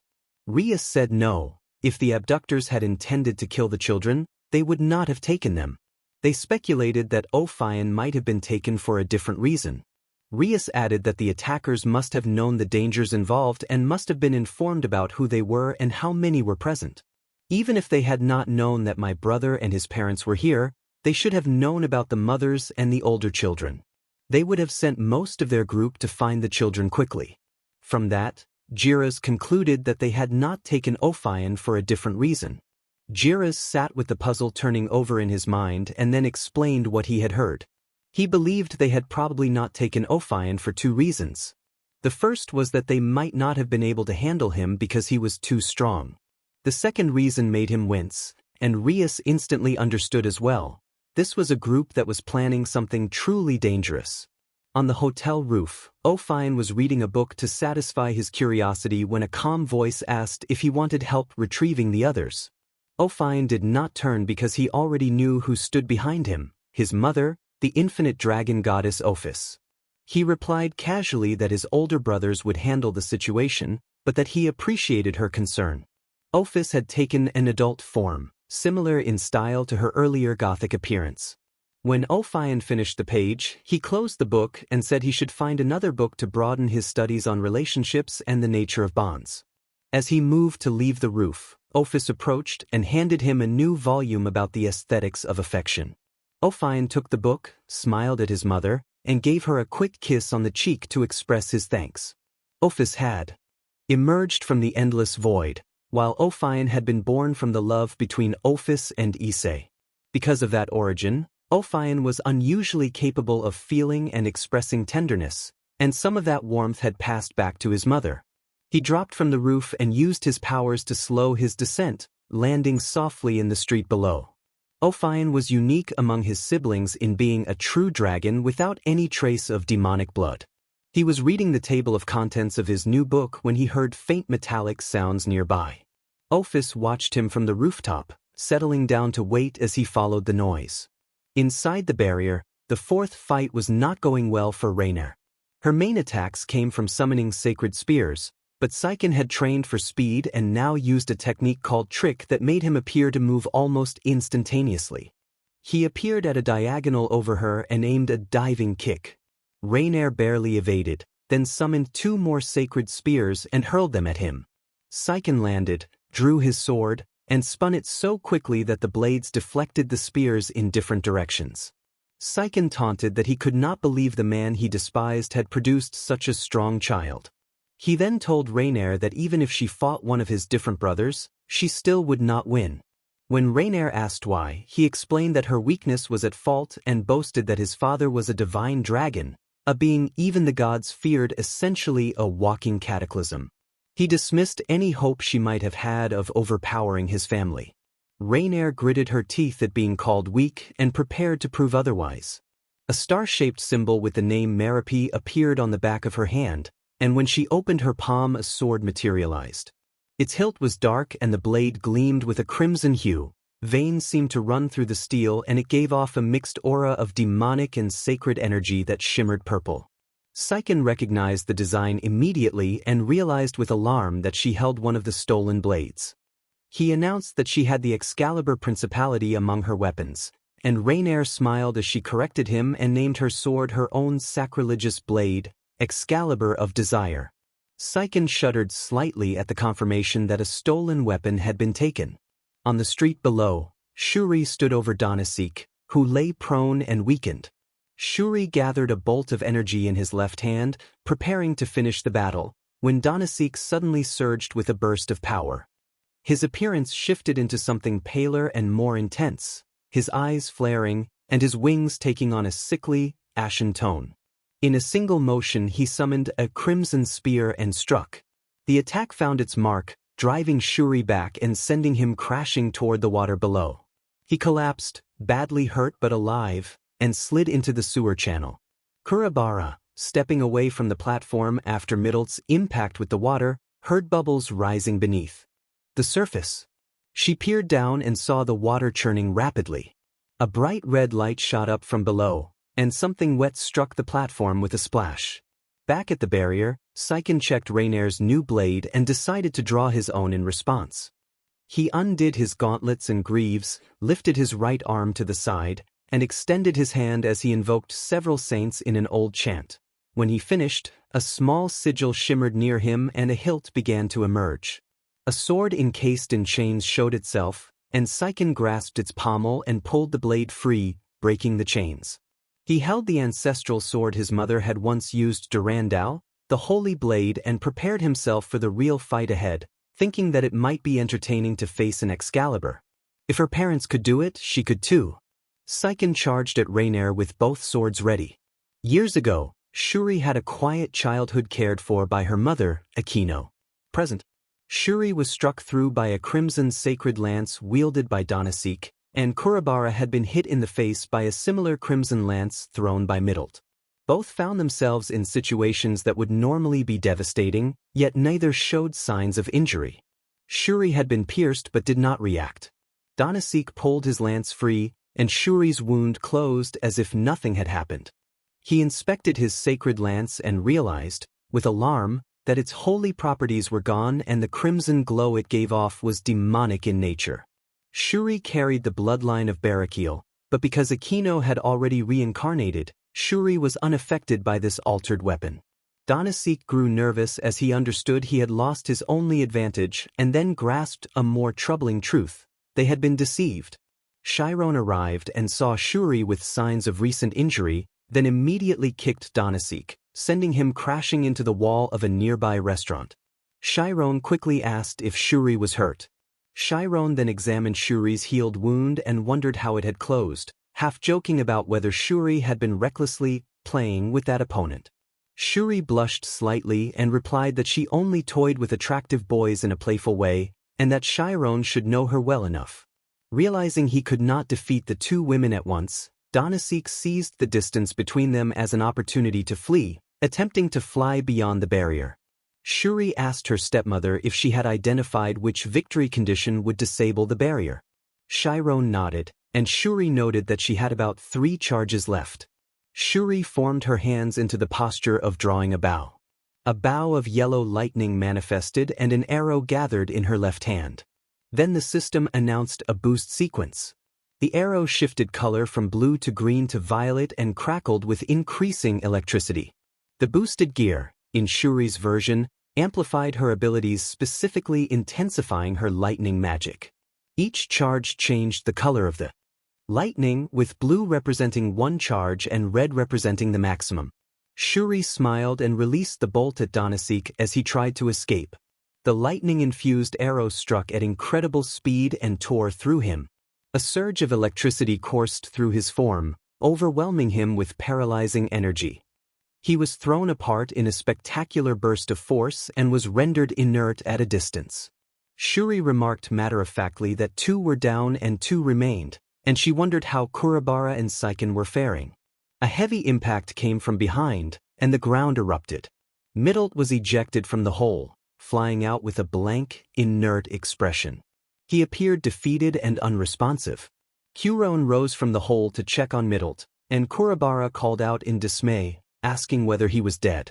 When there was no answer, she sighed with disappointment. Chiron thanked Shuri for not overusing her Resyuken and hoped the sewer system had not been destroyed. Kurabara shrugged and retorted that Shuri's magic was hardly restrained, while Chiron countered that her Shirayuki had much more DSPN. Shuri pointed out that only Seiken remained. Chiron looked around and, piecing together the situation, had a rough idea of who Seiken was fighting. Seiken continued his duel with Rainier, and in that engagement the advantage swung in one direction. Seiken had no clear understanding of the capabilities of Rainier's Excalibur of Lust. He moved forward with Durandal in hand and lunged toward Rainier. Rainier held her sword before her and tested its effect. Before Seiken could get too close, Excalibur of Lust hummed, and a red wind blew toward him. He recovered quickly and used his trick ability to reposition behind Rainier and attempt a strike, but the winds retaliated and pushed him back. He tried a helm split from above, using trick to launch himself, but the winds stopped him again. Rainier watched her sword with a satisfied expression and tried something else. She raised the blade, causing the red winds to spiral around it, and then moved the sword. A violent gust shot toward Seiken. He managed to evade, and the blast rebounded off a nearby wall and struck his back. The wind left behind a faint pink mist. Recognizing he needed more power, Seiken equipped his boosted gear to channel his strength into Durandal. Seiken drove his sword into the wall to avoid breathing the pink mist, uncertain of its effects. He noted to himself that the weapon was called Excalibur Lust and suspected the fog had something to do with that name, so he decided not to take unnecessary risks. With no better options, Seiken wedged Durandal more firmly into the wall to create a small platform to stand on. He put one hand on the hilt of his katana and the other on its sheath. The sheath began to glow blue as he drew the sword and resheathed it so quickly that it seemed as if he had never drawn it at all. Then Rainier suddenly felt a sharp sting, realized she had been struck, and found herself surprised by the minor wounds she had received. Seiken readied another attack, but Rainier leapt back and summoned bars where she had been standing. She then unleashed a gust of wind toward his position. Saiken grabbed Durandal, jumped clear, and tumbled away to dodge the reflected blast. Faced with the fog and no realistic way to avoid it, he chose to hold his breath. Rainier did not seem affected by the mist. As its bearer, she could breathe it without problem. Saiken gathered energy, gripping Durandal with both hands until a blue glow matched his katana's sheath. He hurled the sword, spun quickly, and followed it as Rainier called protective winds. When he struck the wall, Saiken finally opened his mouth to breathe and inhaled the mist. Rainier smiled as Saiken knelt, inhaling the haze, and chuckled under her breath. As the fog took hold, Saiken's vision blurred and his senses clouded. His eyes took on a pale tint and his perception of Rainier shifted into a different image, a girl in the Kuo uniform, with long black hair tied with ribbons, orange eyes, and a sword-shaped necklace, the girl who had been Saiken's girlfriend since the previous year. Rainier laughed at what she thought was the illusion trying to destabilize him. In the vision, Rainier mocked him, suggesting that he was predictable, and hinted that she intended to get revenge for something he had done in the past. Rainier moved towards Saiken with a vicious smile and boasted that she would disgrace him publicly. She then tried to amplify her power. Saiken gripped his katana, vanished in an instant, and a sharp cry echoed through the room. A burst of concentrated energy hit Rainier, knocking her back and causing her to drop her sword. As her weapon fell from her grasp, the mist's agitation subsided and Saiken reappeared, standing with his blade drawn. Rainier was bewildered by the sudden turn of events. Saiken, catching his breath, explained that a trick like that would not work well on someone not easily deceived. Before anyone could react further, Rainier and her Excalibur were teleported away by an unknown force. Saiken resheathed his sword and left the hotel, which remained unsealed. The barrier around it diminished, signaling his victory in the raiding game. He reflected on his tactics. Equipping his boosted gear required charging time, so he had used a variety of attacks to buy that time. Breathing the mist had left him vulnerable, but he had timed the charge so he only needed a few more seconds. When Rainier rose to observe the fog's effects, Saiken used the opportunity to gather the final bit of energy. When she prepared her final move, he unleashed his most powerful technique, Storm of Judgment, just outside his Imperial Dragon. The blast caused heavy structural damage inside the lobby as he left, and he began running toward the seal, hoping the others would be there. Somewhere resembling a chamber, Rainier reappeared. Her minor wounds were already healed thanks to a protective spell she possessed. One of the men present greeted her and asked if she had been defeated. Rainier turned her head in confusion. Another man interjected and dismissed the need for trivial questions, and then introduced himself. Diodora Astaroth stepped forward, smiling in his usual way. Diodora and the other man explained that Rainier had served their purposes. They made clear that she had been brought back for reasons tied to their master's plans, though they did not provide further detail. Rainier protested vehemently, refusing whatever role they implied, but Diodora brushed her objections aside, saying it was not for her to know. They had no choice but to listen at that point. The others insisted. Rainier responded that she could always return to Lord Azazel. Freed laughed and mocked that she was out of touch. The hidden man explained to the fallen angel in uniform that Azazel was no longer Grand Governor. His friend Shemhaza held that post now and Barakil served as Vice Governor. He asked what would happen if the person behind the kidnapping of their grandchildren revealed himself to Azazel. It certainly would not be those fallen angels who had met unfortunate ends at the hands of the descendants of the Red Dragon Emperor. He added that things would become worse still if Lord Miguel discovered that one of his Excaliburs had ended up in her hands. Rainier's eyes widened as the realization hit her. She exclaimed that they had set a trap for her. The man in charge then asked if she was ready to begin the role-play aides had arranged for her. Rainier yielded and agreed. The kidnapping had been necessary for their plan. While they finalized their arrangements, the opposing group gathered to make their next move. Issei and Saya noticed the barrier vanish and entered, having been monitoring the situation.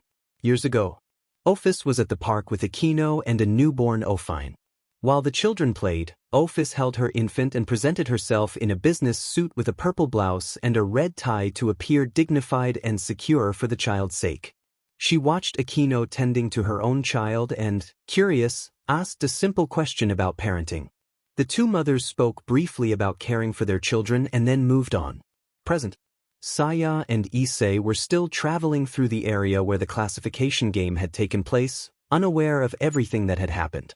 They entered the hotel where Saiken and Rainier had fought. The lobby was badly damaged but still passable. Issei kept his boosted gear active just in case. They heard a noise coming from the upper floors and checked the elevators, which were still functioning. They rode up and moved down the hallways to find the source of the sound. Issei got off on the 4th floor and Saya continued to the 5th. Issei inspected each room until he finally found someone sleeping. He hesitated for a moment, then recognized the posture and realized it was Zenobia. Noticed a bruise forming on her forehead. He shook her gently and she woke immediately, rubbing the sore spot as she tried to orient herself. Issei, concerned about the bruise, asked how she had gotten it. Zenobia explained that she had been dreaming and then awakened in a dark room after hearing unsettling noises and a feeling like animals were nearby. Issei respected her privacy when he saw she was covered by the sheets. Issei briefly explained what he knew about the situation without going into sensitive details. At the mention of Saiken, Zenobia became energized and sprang from the bed, intent on finding Saiken right away. Issei, distracted and a little flustered, searched the nearby closet and found a Kuo female uniform in Zenovia's size along with clean clothing. He handed the garments to her in the hallway. Zenobia showed no embarrassment about being seen wearing the sheet. She felt comfortable around Issei, which put him at ease. Zenobia asked what he thought she should ask her older self. Issei answered that he wasn't sure.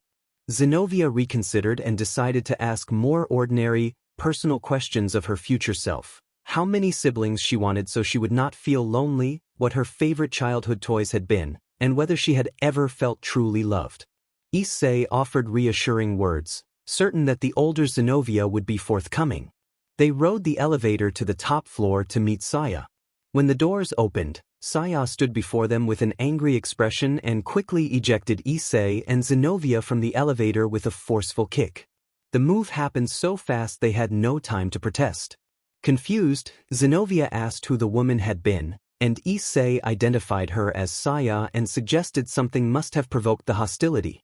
They heard another door open down the hall, and Issei saw Irina standing there with a similar bruise on her forehead. Irina was wrapped in a sheet to preserve her modesty. She looked confused, and Issei explained the basic situation and then checked a nearby closet, finding her exorcist uniform the one she normally used. He left her to change, unable to explain Saya's hostility or the full context he had heard earlier. Zenobia expressed disbelief that Irina would allow herself to be endangered, insisting she could not accept such a thing. Issei admitted he did not want to believe it either, but warned that Saya now harbored strong resentment toward Irina. For that reason, he said, they had to ensure the two would never be left alone together. Zenobia proposed they simply let the two speak alone to sort things out, but Issei shook his head, remembering Saya's volatile reaction at the mention of Irina's name. Although she still did not like the idea, Zenobia agreed to help the two girls so they would not be left alone. Irina left the room fully dressed in her uniform. Issei also noticed that neither girl had a weapon and realized they might need one. They tried to summon their swords but could not. Irina still had her light-based abilities, but she would need a melee weapon since they did not know who the enemy might be. Issei happened to have Ascalon with him. He could not grant them Ascalon too, and it was not a holy sword but a dragonian blade. He intended to let Irina use Ascalon, but then realized that Zenobia could not access Durandal at the moment. He hesitated while holding the sword, and Irina told him that she would just use her angelic powers until she secured a weapon. Issei handed the sword to Zenobia, and considered whether Saya might lend one of her blades to Irina. The four of them returned to the elevator, where Saya reappeared behind the doors and quickly reported that she had checked the other floors and found no one else. Issei then nervously asked Saya if Irina could borrow one of her swords. Issei looked at Irina, who was momentarily speechless. It was immediately clear that Irina had an overwhelming urge to embrace the child Issei admitted was his daughter. Irina stepped forward with that intention, and Issei was unsure how to react because they were too close. Saya paused, then handed Irina a simple katana and stated that it was not a holy sword but would suffice as a weapon. Irina accepted the blade. Zenobia, watching the exchange, understood what Issei had meant earlier. Irina did not notice. With matters settled but with many questions still lingering, the four left the hotel. As they exited, Issei asked Saya how the two women had come to the future. Saya explained that the spell she had used came from a book and then suddenly realized something important. She broke into a run, and Issei and the girls rushed after her. Meanwhile, Ophion followed the metallic sound he had heard. He stopped at a certain point, scanned the area, and equipped 2 boosted gears at once. These were black variations with purple gems set with an infinity symbol. Ophion produced a pair of dual blades that unfolded like pincer-shaped wings, revealing 3 blades that formed the silhouette of dragon wings. He closed his eyes for a moment, anticipating an attack. He heard the metallic sound again as someone leapt from the shadows and struck, but Ophion blocked the strike with ease and turned to face his attacker. From his extensive research into human forms, Ophion recognized his opponent as a man. The man wore a stylized golden mask with 7 circular notches arranged symmetrically across it. He wore a black robe composed of overlapping belt-like strips with gold trim and red diamond patterns that formed a chain-like design along the sides and near his legs. Golden metal rings circled the base of his arms, and white boots with golden tips covered his feet. The metallic noises were likely the buckles and fittings on his outfit. Ophion took note of the strange attire and asked a blunt question about the man's unusual appearance. The masked man replied with a firm tone and dismissed the remark as rude. He then announced his name as Almas and declared that he bore the Star of Tigida, before asking Ophion for his name and title. Ophion answered that he was Ophion, son of the Red Dragon Emperor and the Infinite Dragon God. Almas taunted him about his parentage, insinuating that the situation was odd. Ophion calmly explained that his mother could change her form and that such matters were not as simple as they might seem. Almas then produced 2 swords. One was long with a gleaming golden blade and a black hilt inlaid with a red gem. The other was shorter with a dark blade and a golden hilt set with a blue gem. He named them Chryse and Chrysogenia and boasted that they would demonstrate the power of Pleiades' chosen vanguard. He took the long sword in his right hand and the short sword in his left, holding them ready. Ophion crossed his arms and braced for the fight. He extended his dragon wings, which bore purple spines and crackled with red energy between them, and rose into the air. Almas leapt and hurled his blades at Ophion, but Ophion stopped them with ease. Almas launched a flurry of rapid swings that Ophion met blade for blade. Each successful parry left a purple afterimage of Ophion's motion. Ophion countered with a strike that sent Almas flying into a nearby tower. Almas recovered quickly, springing off the wall and dislodging part of it as he pushed away. He moved his swords forward and spun in a drilling motion. The 2 combatants collided again, sparks scattering as their blades met. In the camera area, the group of followers had decided to move into a small chamber. Their plan was to leave the children there now that they had obtained what they needed. Diodora and Fried prepared to depart with Rainier, when a flicker of black light suddenly flashed within their room. Immediately, Diodora and the 3rd man bowed to the figure entering their domain, while Rainier and Fried bowed in more irritated manners. Fried bowed with sarcasm. Rainier did so primarily out of fear. An imposing figure appeared in the chamber, a woman clad in full platinum armor with gold details. A star motif adorned her breastplate and a cluster of stars marked the center of the cuirass. She wore a black cloak bearing a golden dragon emblem with blood-red eyes and a necklace that looked like a chain of stars. Her long hair shone with a golden glow, and a frontal plate partly obscured her face, leaving only her red lips visible. The 2 respectful men bowed gracefully and greeted Master Pleiades. Master Pleiades then inspected the children locked in a cage. Some of them held hands, all of their eyes shone a fierce red, and they looked more like enraged beasts than frightened children. Pleiades asked whether they had obtained blood from all of them. The hidden man explained that they had, and that 2 of the maidens had already been summoned as ordered. He then turned his attention to Rainier and asked whether their mare had produced offspring. Rainier shifted irritably to the side. Diodora answered in her place, explaining that they had provided the necessary elements but that the results would take time to manifest. Pleiades nodded and told her followers that their success justified the effort to revive her. Diodora grew bolder and mentioned Asia Argento's very young daughter. Pleiades asked why they needed Miss Argento.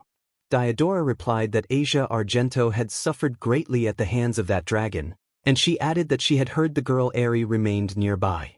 Pleiades agreed and decreed that, if the plan succeeded, they would take Miss Aerie as a reward.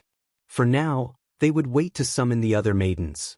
The hidden man asked when they would depart. Pleiades replied that they would not leave until their 2 remaining followers arrived. The hidden man grew anxious and pointed out that the 4 foolish opponents had already been defeated and that they could not stay long. The presence of the children unnerved him. Pleiades raised a calming hand and ordered the release of the children, reasoning that the demons would be drawn to them and likely assume the perpetrators had fled. Any stragglers could be handled by their group. Freed cut the cage open, and the children released a surge of aura that shook the place. They immediately fled, some of the older children carrying the infants. Pleiades began to withdraw in order to meet one of the 2 remaining followers. In the city, Psychon heard the clash between Ophion and Almus and ran to investigate. Some of his companions had already entered the building to continue the search. He sensed that they were drawing near to Issei and the others and that their paths were about to converge. Years earlier, Jiras had been playing on a marshy beach with her younger sister Shuri. Jiras was 12 and Shuri was 10. The other children played elsewhere and their mothers were out shopping, trusting the sisters to be careful. Shuri asked whether she could ask something, and Jiras welcomed the conversation, saying that sisters should be able to talk about anything. Shuri was hollowing out a moat for the sandcastle they were building and asked whether it was wrong to hate their father. Jiras, who had accidentally collapsed the first castle, listened as Shuri explained that she felt that way because their father made their mother cry. Jiras stood and gently told her younger sister that she thought hating their father was wrong. She went on to explain why she felt differently. Their mother was a pure-blood demon and could not bear children easily, so when Miss Chiron announced that she would have a baby, Jiras had felt jealous at first. She had wanted it to be her mother who carried the child, but then their mother had told her that by sharing the same father they already had many younger siblings: Kurabara, Psychon, Camilla, Aerie, Gerhild, and Shuri.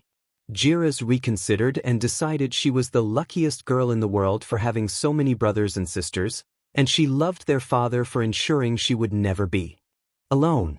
Shuri listened with wonder and smiled, agreeing that she too felt lucky. Jiras suggested they form a club called the Club of the Luckiest Girls in the World, and the 2 sisters laughed together as they finished their sandcastle. In the present, Ophion continued to contend with Almus's drilling attack.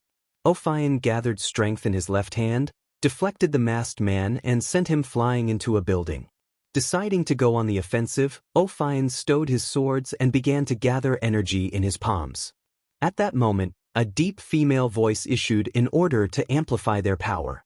Rather than using the surge for a single overpowering blow, Ophion used it to assume his true battle form. He raised his face to the sky as a purple light wrapped his body, and he was clad in dark purple scale armor with black accents. His eyes turned gray, his tail curved into an infinity-like symbol, and his wings shimmered with dark energy. He had grown in size, and his armor gave him the presence of a mature warrior. Almus stood and declared that he had seen his opponent's true nature and that he would show his own strength as well. He extended his right hand and a star marked with the name Trageda materialized above it. To Ophion's surprise, Almus transformed his left hand into what appeared to be a black boosted gear, set with a violet gem and silver filigree. Ophion assumed a fighting stance and the real battle began. Almus moved with a speed comparable to Psychon, leaving a trail of black feathers in his wake. Both fighters moved so quickly that time seemed to slow around them. Ophion fought with his fists in the style taught by his father, while Almus relied on his swords. They clashed relentlessly. Almus's blades met Ophion's armored arms again and again.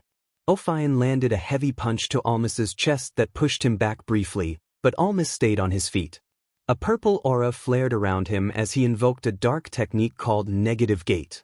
A pressurized black sphere formed before Ophion, who dispelled it by forcing his palm through it. Ophion then rushed forward, using a burst of force from his palm to knock Almas down. He followed with a kick that sent Almas flying through several walls and into a nearby forest.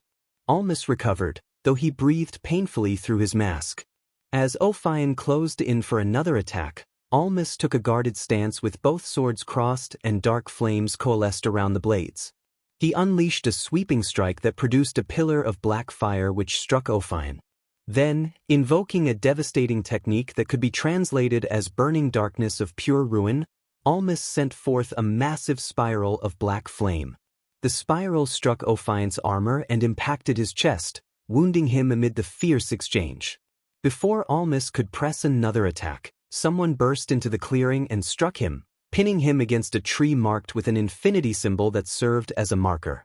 Ophis stood in front of Ophion with her arm extended, then turned to examine Ophion's injury and instructed him to remove his armor so she could see the wound.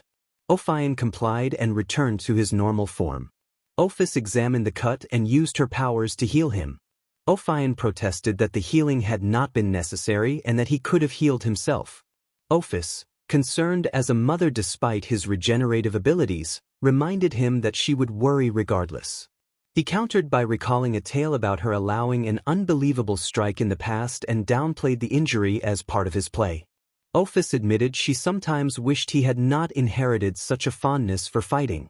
Angered by Almas having harmed her son, Ophis turned to him and unleashed a surge of force that hurled Almas through a stand of trees and slammed him into the earth.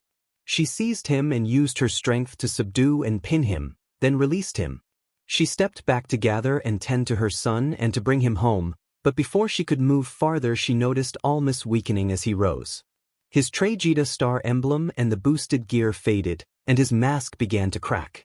After a few seconds the mask shattered, revealing a young man with short black hair and vacant violet eyes. Ophis suspected possession and decided to fix him and hear his explanation. When she raised her hand, Almas's eyes suddenly regained a normal spark and the young man looked around, confused by his surroundings and attire. He identified himself as Ezra and said he had apparently been born with the gauntlet-like device. Ophis resolved to take him back for questioning, since his earlier actions had occurred under someone else's control and could not go unaddressed. As she approached, however, Ezra suddenly clutched his head in pain. His eyes reverted to the empty expression. A single black feathered wing unfolded and wrapped around him as a spiral of feathers enveloped his form, and then he vanished. Ophis did not pursue further in that moment. Instead she took her son to the hotel to secure him and said she needed to speak with Issei about what had happened.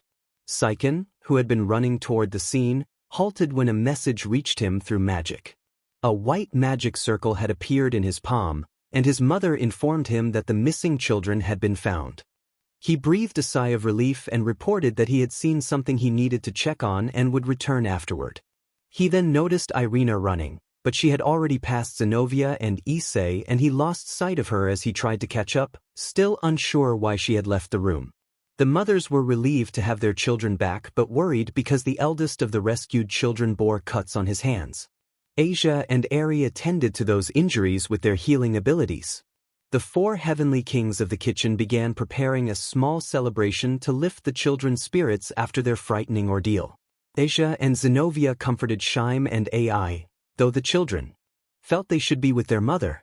Camilla offered to take the siblings to their father and have him open the room. She gathered the Shidu twins and moved to find their father and lead them back to their mother. Saiken continued to look for Irina to learn why she had been outside, but he lost her trail. Saya led Issei and the two women to the location where she had originally summoned him. She looked around the room searching for something, and Issei asked what she was looking for, wondering if it was the book. Issei began to search the room and the girls heard the book whispering as they helped him, but Saya said she was waiting for someone. Saya stepped backward and closed her eyes as a black light filled the room, blinding Issei and the others. When the light dimmed, someone in shining golden armor stood there Pleiades though none of them recognized her. Saya gave Pleiades an annoyed look and accused her of never mentioning that this person would be part of the group. Pleiades put on an apologetic expression and explained that Saya's companions had not known they were not supposed to summon the angel first. Irina looked puzzled and wondered if Pleiades was referring to her. Pleiades raised her arms and the chamber opened into a wide space with a spiral of red energy in the background. She summoned a sword from the sky and lowered it towards Saya as an apology, offering it to her. Pleiades handed Saya a sword whose blade was as dark as night and seemed crystalline, with a guard shaped like an inverted cross and a hilt that looked like a star of dark ice. Saya smiled at the sword and thanked the armored woman. Saya declared that she would use the sword to accomplish their goals. Pleiades noted that Saya had brought Excalibur Seraphim and other things with her. Saya admitted that confronting Griselda Corda had been satisfying and affirmed that she intended to oppose the angels. Zenobia reacted with shock, then charged at Saya with Ascalon. Zenobia leaped into the air to strike, but Saya used the back of her right hand to block and then struck Zenobia in the stomach with her left hand. Irina watched in disbelief and asked Issei if this was a joke about her daughter. Issei caught Zenobia as she reeled. Zenobia, confused, demanded how Saya had blocked Ascalon with one hand and then realized it might be a fake. She accused Saya of having a false hand. Saya laughed faintly and congratulated Zenobia. Saya removed her glove from her right hand to reveal a mechanical replacement. Issei stared with concern and asked what had happened to her hand. Saya looked at it and explained that she had removed it herself. Irina cried out, horrified, and asked why. Saya said she had to get rid of her SLV mark. The others looked confused when Saya mentioned SLV mark. Saya pointed to Irina and said that Irina had one too. Irina checked her right hand and saw the mark of the Holy Brave and grew confused. Zenobia demanded why Saya had attacked Griselda. Saya answered with a hard expression that she believed the angels were an ancient race that needed to be ended. Issei stepped forward and told Saya that what had happened to her was wrong, but that her plan was not right either. Saya walked with a troubled look and explained it was more than one thing. When Asia had healed a demon and merely shown compassion, people had mocked and exiled her. When Zenobia had learned of the god's death, she had been expelled and branded a traitor. Saya said many decent people had been treated unfairly for ridiculous reasons. Irina realized Saya had referred to her dismissively and began to cry as Saya continued. Saya argued that the angels demanded loyalty and obedience without giving anything in return, and that she refused to be their SLV. She declared her intent to bring about their downfall. Issei shouted, asking whether she had brought him here only to tell him this or if she had wanted to spend time with him. Drake observed that he had sensed something wrong about the girl from the start. Saya's expression softened as she admitted that Issei was the last person she would want to hurt and that she had acted at Pleiades' direction. Pleiades had needed something from him but had obtained it elsewhere. Issei accused Pleiades of being at fault and summoned Ascalon too. Drake commented that he could sense something akin to the power of a malevolent dragon coming from Pleiades, and another voice agreed. Pleiades placed a hand on Saya's shoulder and told her they had to leave, advising Saya to use the technique she had taught her with the new sword Excalibur Betrayal. Saya nodded, raised the sword, and let it glow with black light. She propelled the sword into the air so it spiraled around the area under her guidance. Saiken stumbled into the space and, confused, saw Issei, Zenobia, and Irina.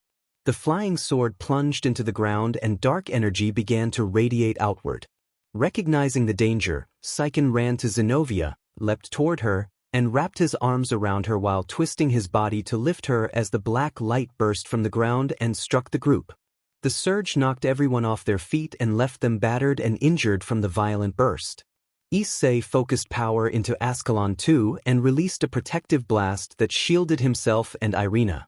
Throughout the chaos, Zenobia wondered why she seemed unhurt, then noticed Saiken's face as he looked exhausted and about to faint.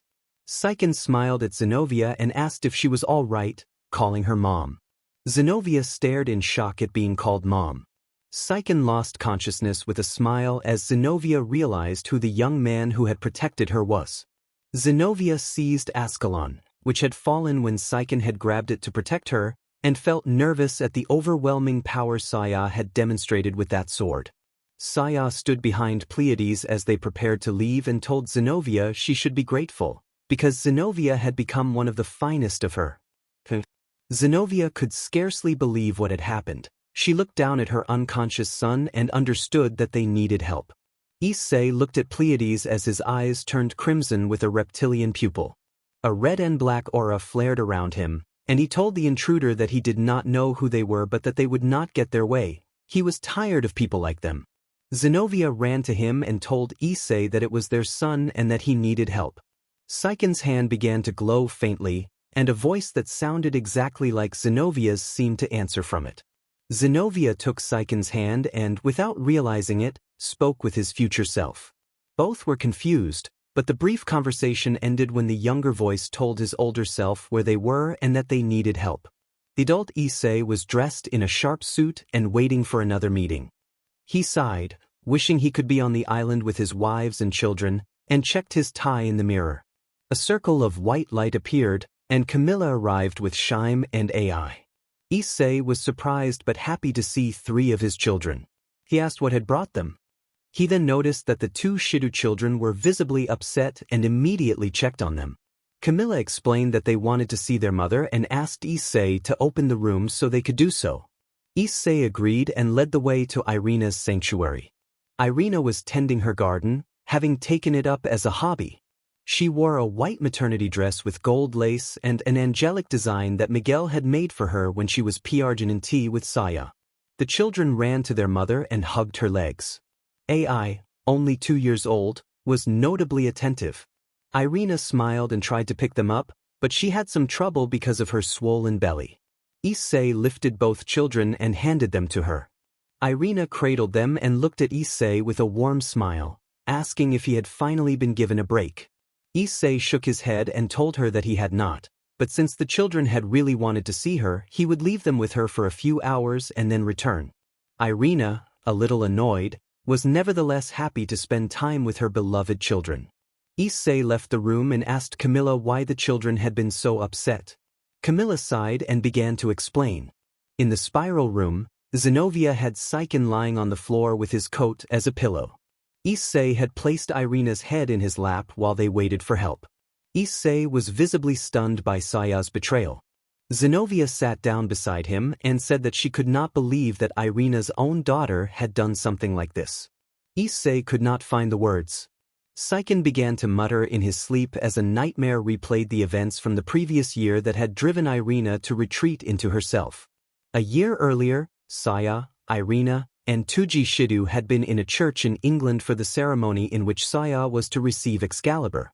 She had been recognized among the holy as a chosen figure and prepared to accept her role. She wore a ceremonial robe and had left her long hair loose for the rite.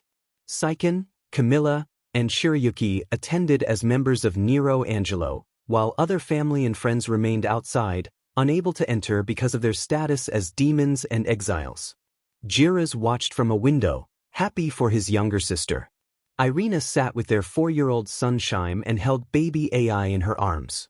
Saya stood at the altar to receive the preacher's blessing while holding Excalibur Dominio. Irina had brought Excalibur Cherubim as part of the ceremony. Tuji smiled as Saya knelt to accept the responsibility bestowed upon her. The preacher presented the sword to Saya, but when she took it, a strange light flashed in her eyes. Instead of complying with the ritual, Saya drew the blade and struck the preacher down.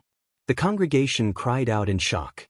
Saya then cut most of her long hair into a shorter style and announced that she renounced the Shido name, adopting the name Issei Hyodo and severing her ties with the family. Tuji stood up to confront her and to ask why she had attacked the preacher, but before he could reach her, Saya turned and delivered a swift, fatal blow to her grandfather. She then ran off the altar, removed her ceremonial robe to reveal an exorcist uniform beneath, leapt over the pews, and seized Irina's sword.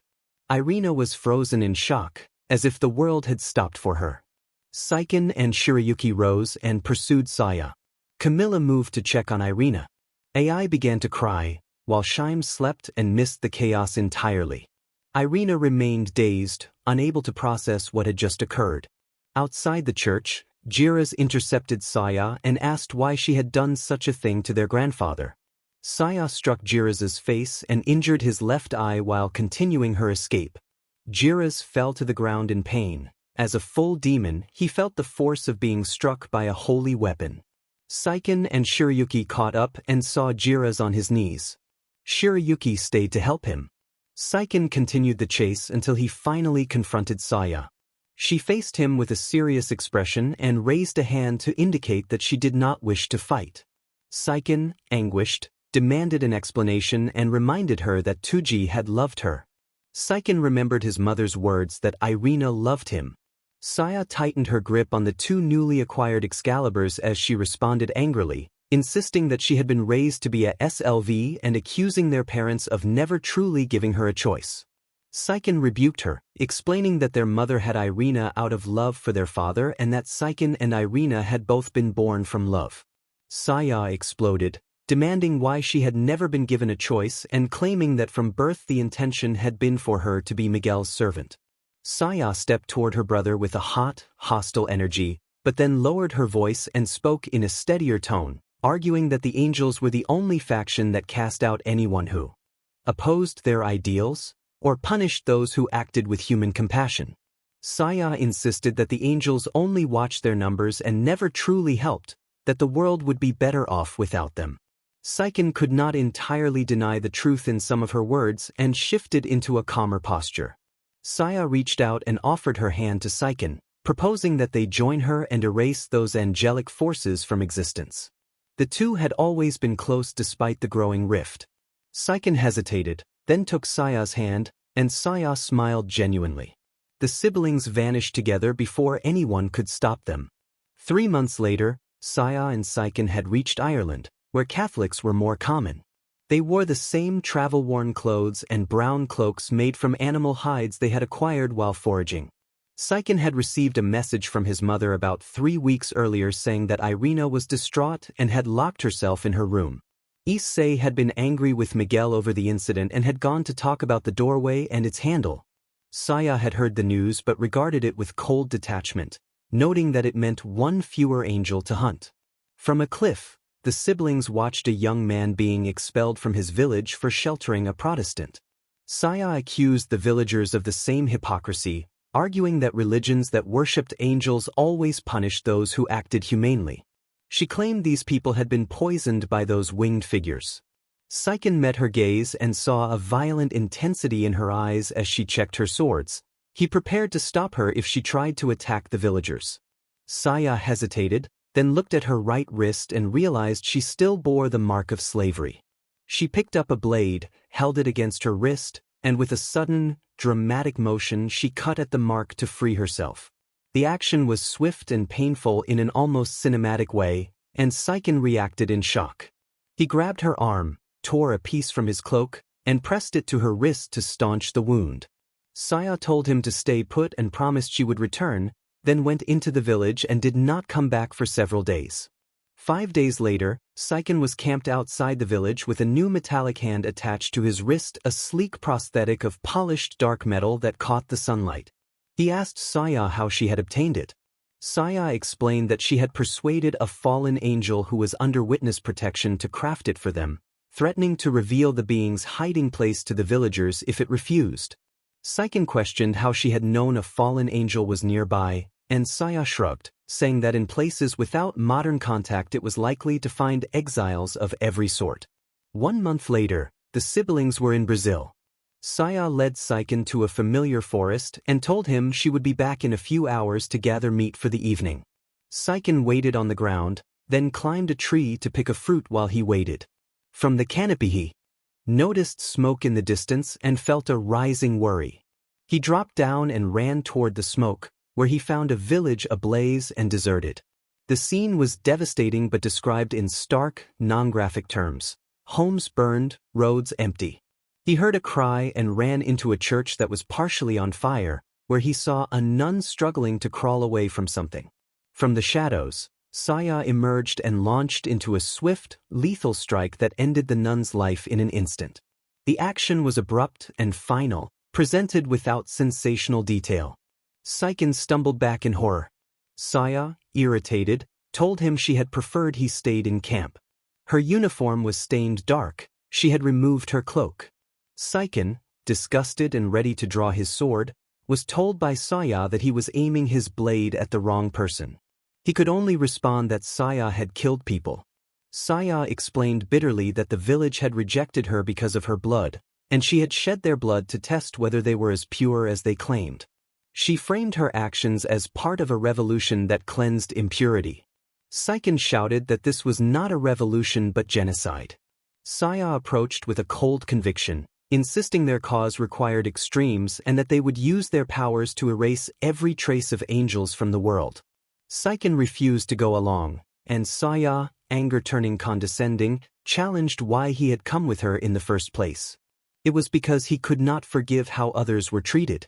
Saiken fell backward with his sword in hand while Saya watched the chaos she had caused with a cold satisfaction. Saya announced that she had destroyed the village and felt strangely liberated, claiming she had made a difference and urging her brother to continue their revolution from one village to the next until the poison of the world was wiped away. Saiken stared at Saya in fear, trembling and thinking that this was wrong, that none of this should be happening. His hands moved on their own. Saya suddenly doubled over, clutching her stomach and crying out in pain. She looked down at Saiken's blade, saw a dark smear, and accused him of stabbing her, incredulous that he would betray her in such a way. Saiken scrambled to his feet and ran as fast as he could while Saya shouted behind him. The scene ended in a chaotic flight rather than a bloody tableau. A month later, Saiken returned to the Hyodo residence, cloaked and weary from his travels through time. His family greeted him with worried affection. They brought him before Miguel to question him about the burning of the village. A council convened, composed of Miguel, Milikas, and Shemhazai, to decide how to handle Saiken. Shirayuki and Camilla burst into the meeting with determined expressions, ready to defend their brother. Shirayuki struck the table and insisted that Saiken had done nothing wrong. Camilla matched her sister's seriousness and blamed Saya for the betrayal. Miguel listened as the two sisters protested Saiken's guilt, then dismissed their worry with calm authority. He told them that he had no intention of punishing Saiken and did not believe he was guilty. He only needed to speak with him and help him recover from the ordeal. Saiken smiled peacefully at his sisters and thanked them, assuring them that he would be fine. The two sisters nodded and left the room. Miguel never punished Saiken and soon welcomed him back into Nero Angelo. Now, Zenobia watched Saiken sleep and noticed a peaceful smile on his face. She wondered what he could be dreaming about. Issei wondered the same thing and imagined that if Saiken was anything like him, his mind must be filled with countless vivid scenes and memories. At Irina's sanctuary, Irina tended to her children while Shaim played in the garden and their mother watched over him. Ai had fallen asleep in Irina's arms. Irina saw a white flower bloom on a vine, picked it, and tucked it into Ai's hair. Shaim ran to his mother with a worried look. He handed her a few white feathers. Irina asked him to take off his shirt and turn around, and as expected she saw that Shaim's wings were beginning to grow, one feathered and white, the other shaped like a small bat wing. Irina observed this milestone with gentle concern. At the hotel, Zenobia had already sent out the search party, and they had departed. Asia found a moment to speak quietly with Jiras while the household was busy and the meal they had prepared was in the oven. The children were being looked after, so Asia had a few free minutes. She asked Jiras if she would finally allow her to heal her injured eye. Jiras ran her fingers through her crimson hair, revealed the scarred, useless eye, and replied that she did not deserve to be healed. Asia, worried for the girl she thought of as family, reminded Jiras that what had happened with Saya was not her fault and that she was punishing herself unnecessarily. Jiras, uncomfortable, said that she only wanted to be with her family for now. Meanwhile, Gerhild and Shirayuki were on their way to track down mysterious interlocutors and seek answers about the strange events that had unfolded during the family's vacation. In Issei's office, Camilla had just informed her father about what had happened. Issei, visibly annoyed, shrugged off his jacket and decided he would speak with his daughters. He had been upset at not being informed earlier, but now he steeled himself to take control and get answers. Issei later appeared in an interview in the underworld to address the controversy surrounding his many wives. Two of his consorts, Ophis and Lilith, were not present. Others sat beside him with their older children. The interviewer asked the Red Dragon Emperor whether he wished to respond to rumors about his domestic life. Issei scratched the back of his head with an awkward smile and explained that he was not ashamed of his family. He spoke warmly of his many spouses and children and expressed gratitude for Ravel in particular, saying that without her support he could not manage his time well.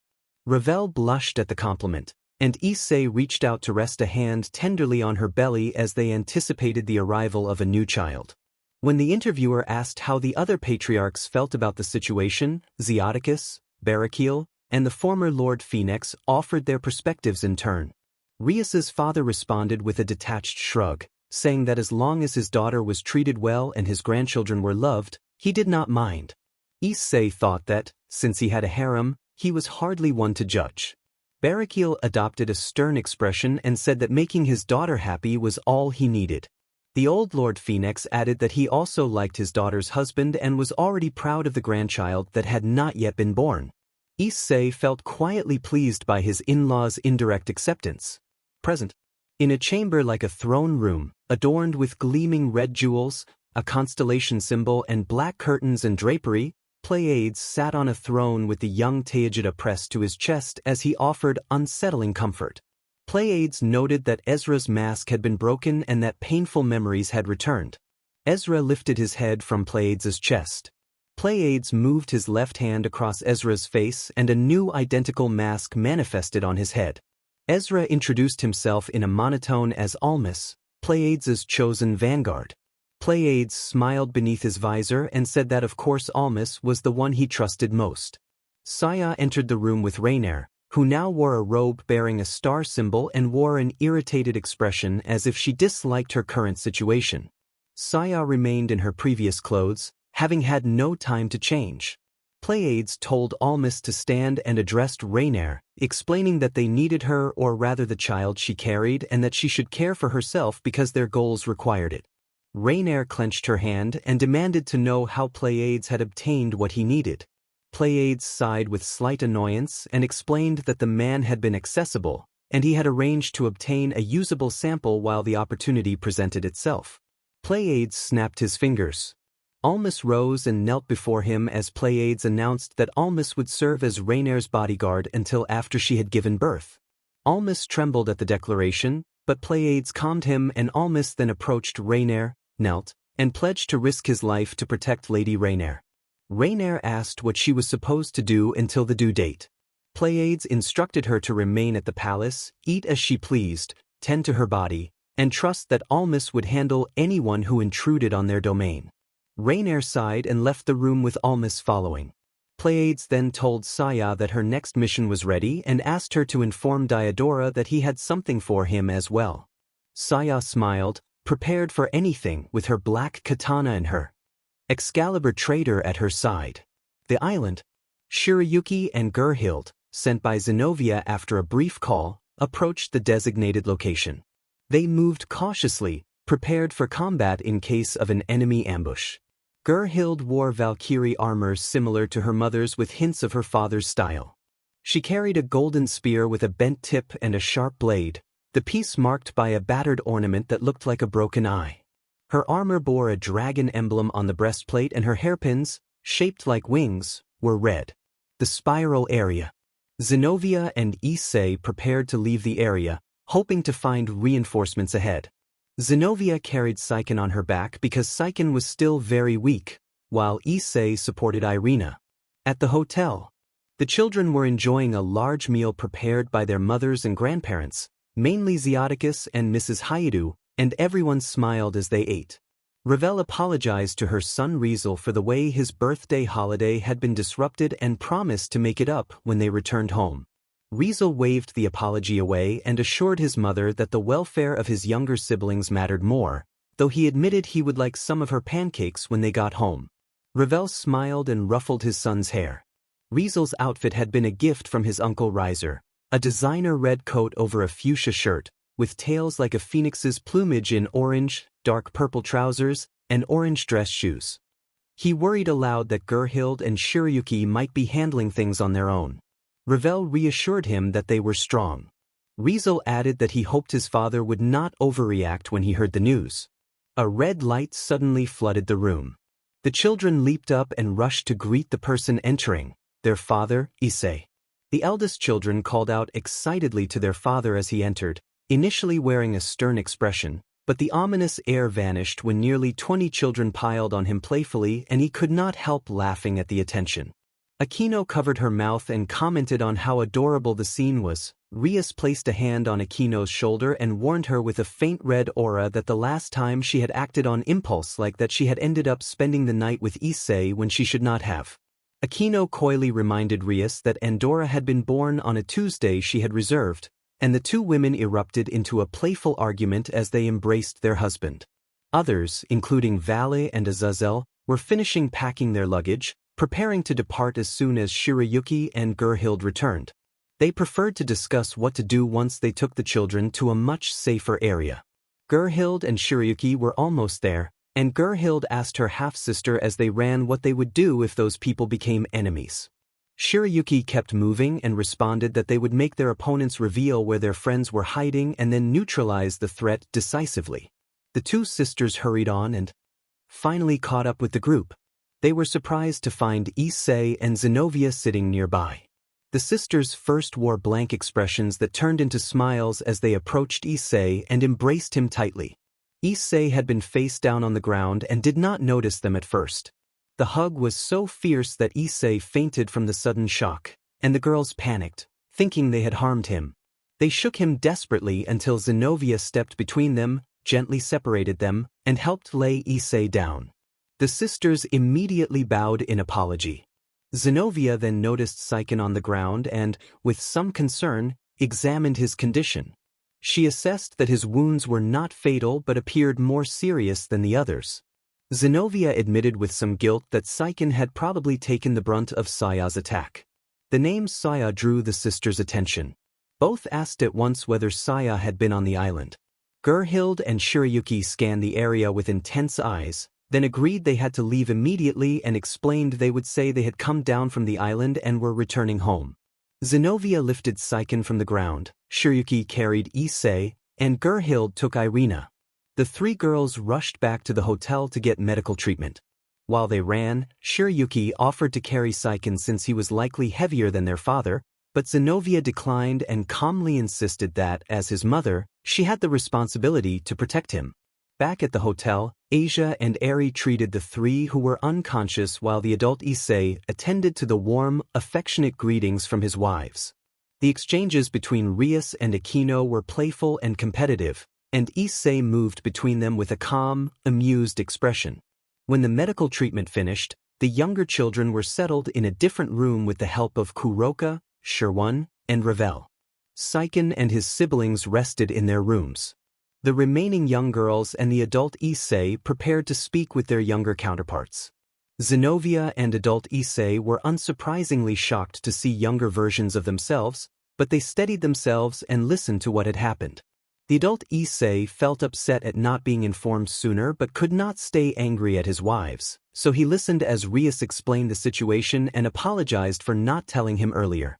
Rias confessed that she had avoided mentioning it to prevent him from worrying because he already had so many responsibilities. Issei accepted the apology and asked that such things be told to him as soon as they happen. The group discussed how to handle the strange situation. They agreed the faction they faced had the ability to resurrect the dead and pull people from the past. For now, Rias and the others thought it best to keep the past selves of Issei, Irina, and Zenobia with them, since sending them back immediately might place them in a different and potentially dangerous location. Later, the adult Issei spoke with Ophis about the boy who had fought Ophion. Ophis wondered whether the boy's power was a variant of the boosted gear. Drake agreed that such a possibility existed and explained that variance could be a flaw born from the contact between his power and that of the Great Red during the Samel incident. Issei recalled that, in the past, Euclid had been able to create a variant that was more of a replica, and that Rizavim had used trihexa as a catalyst to produce scale armor in mass. To do so, they had extracted information from Issei's old body. Others realized this suggested the enemy might somehow have access to that information or have obtained samples of him. Drake downplayed the threat of perfect copies, saying that, in any case, there would only ever be one Longinus like the boosted gear. At best, the enemy could create subspecies of critical duplicators. The replica of Lucifugus and the mass-produced armor had been dangerous because their foundation was a demon king, class demon and fragments of the imperial demon beast's power. Ophis noted that the variants of her children were powerful because they were her children, born of her own essence, and trying to replicate her power was futile. She considered herself, Drake, and the Great Red to be singularities. Still, the matters of time travel and resurrected dead confused Ophis, and she said she would need to speak with Gasper and Valerie. Irina remained upset over what had happened with Saya. The adult Issei, noticing her distress, told his younger self that he knew someone the younger Issei would want to meet. The younger Issei appeared to take in the adult women present and, with a steady expression, said he was focused on what he wanted to see now. The adult Issei, half amused, mentioned that in a normal situation he would tell the younger Issei not to stare, but that one day those women would be his as well. He then reminded everyone they needed to leave. Issei noticed the visible changes in the older girls and made an effort to remain composed as they prepared to depart. His adult self was far from ignorant about that fact, knowing his younger version well enough not to bother with a long lecture about waiting. He grabbed his younger self by the collar and dragged him out the door, while the younger Issei complained the whole way. Outside the room, the younger Issei asked whether the older man had forgiven Irina. The older Issei answered cheerfully that, of course, he loved his wives, including Irina. She was one of the people he loved most, and he wanted to see her happy. He explained that he blamed Michael more than anyone, but did not hate him. Without Michael, he might never have had a relationship with Irina. When one loved someone enough, one learned to let go of problems, at least partially. The older Issei knocked on a door and Surzex answered, casually dressed like someone who had just come from the beach. The older man asked his brother-in-law to tell everyone to leave the island as soon as possible and to prepare to depart. The island could no longer be considered safe. Surzex nodded and went to inform the others so they would pack quickly. The younger Issei was about to ask about Surzex's place in the family when his older self explained that they were close like brothers now. Surzex had become a wonderful role model for his children and the older man felt very proud of him. They walked down the hallway together and the older Issei opened the door to Irina's sanctuary. While the others hurried to prepare and used magic to load luggage, everyone moved quickly to get home. The only person no one seemed willing to discuss was Saya. No one wanted to bring her up. On the plane, young Zenobia and young Irina traveled with their future counterparts. They had decided to bring the plane home for the children, who loved flying in it. Rias, Aquino, Asia, and Mrs. Hyodo had worked to prepare a quick lunch to welcome the children back and keep them comfortable after the ordeal they had endured. Young Zenobia sat beside her older self, who wore simple denim shorts and a blue shirt with a gold pendant. The older woman was gently rocking a baby, and young Zenobia asked whether it was a boy or a girl. Her future self replied that the baby was a girl named Constance and was about 8 months old. Young Zenobia looked around and saw that Aquino and Chiron also had babies with them. The older Zenobia offered Constance to her younger self, and the young woman took the baby in her arms. The older woman said that Constance was a very good baby. Young Zenobia gazed at the small face with affection. Back in Irina's sanctuary, both versions of Issei stepped inside and the younger man took in the surroundings, especially the large bed. The older Issei explained that this was the place where he and Irina had grown especially close. He pulled his younger self away from the bed and instructed him to be careful. Irina was 8 months pregnant and they did not want anything to surprise her, so the younger Issei should stay in the lounge area and avoid disturbing the sheets. The younger Issei sat on the couch in the lounge with his arms crossed and turned on the television to pass the time. He noticed the extensive media library and a folder that caught his eye but found it locked. He could not access it. After a while, the older Issei returned carrying the 2 other children, both asleep from their nap. Irina had already kissed them goodbye, and they were ready to leave. The older man noticed his younger counterpart watching the screen and teased him about being unable to open the locked folder. He quietly revealed that the password was an inside joke between them. The younger Issei banged his head on the table a few times in exasperation as he suddenly understood the meaning, and wondered in irritation whether his future self was teasing him. The older Issei smiled and left for the Hyodo residence. Irina remained in the garden and did not notice the younger version of her husband. Issei's unlocking ability also allowed him to revisit any area where he had used the power on a door, and he used it to return to the residence. They arrived at the mansion's entrance, which was large and spacious.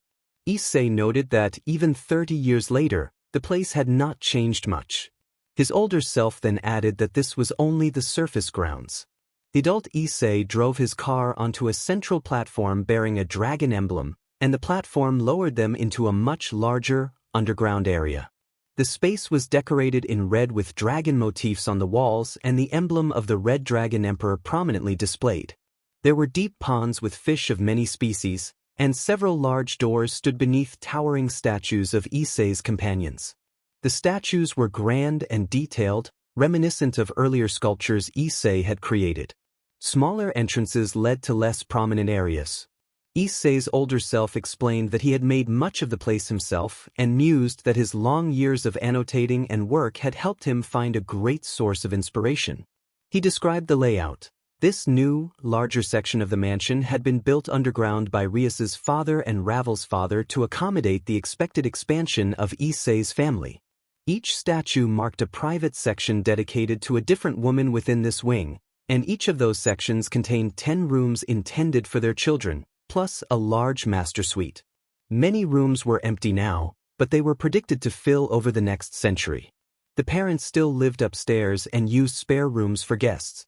The smaller doors opened to a variety of facilities: a pool area, a library, a larger gym with equipment, a Japanese garden, a kitchen, a maternity room, a playground, a game room, and an extensive hot spring and bathing complex. The luxury additions had been included after some enthusiastic relatives got carried away with plans to make this a lasting home. The younger Issei ran ahead, checking each of the new rooms while his future self went to the door beside the statue of Irina to put the two children to bed. Issei admired the new additions to the already massive house. He visited the game room, which was outfitted with massive screens, many consoles, a soda fountain, and a snack machine. He left that room with a chocolate bar and a cup of soda, then went to the pool area, which looked more like a small island than a typical pool. Issei's older self returned to the central area and signaled for him. They continued their conversation about what would happen next.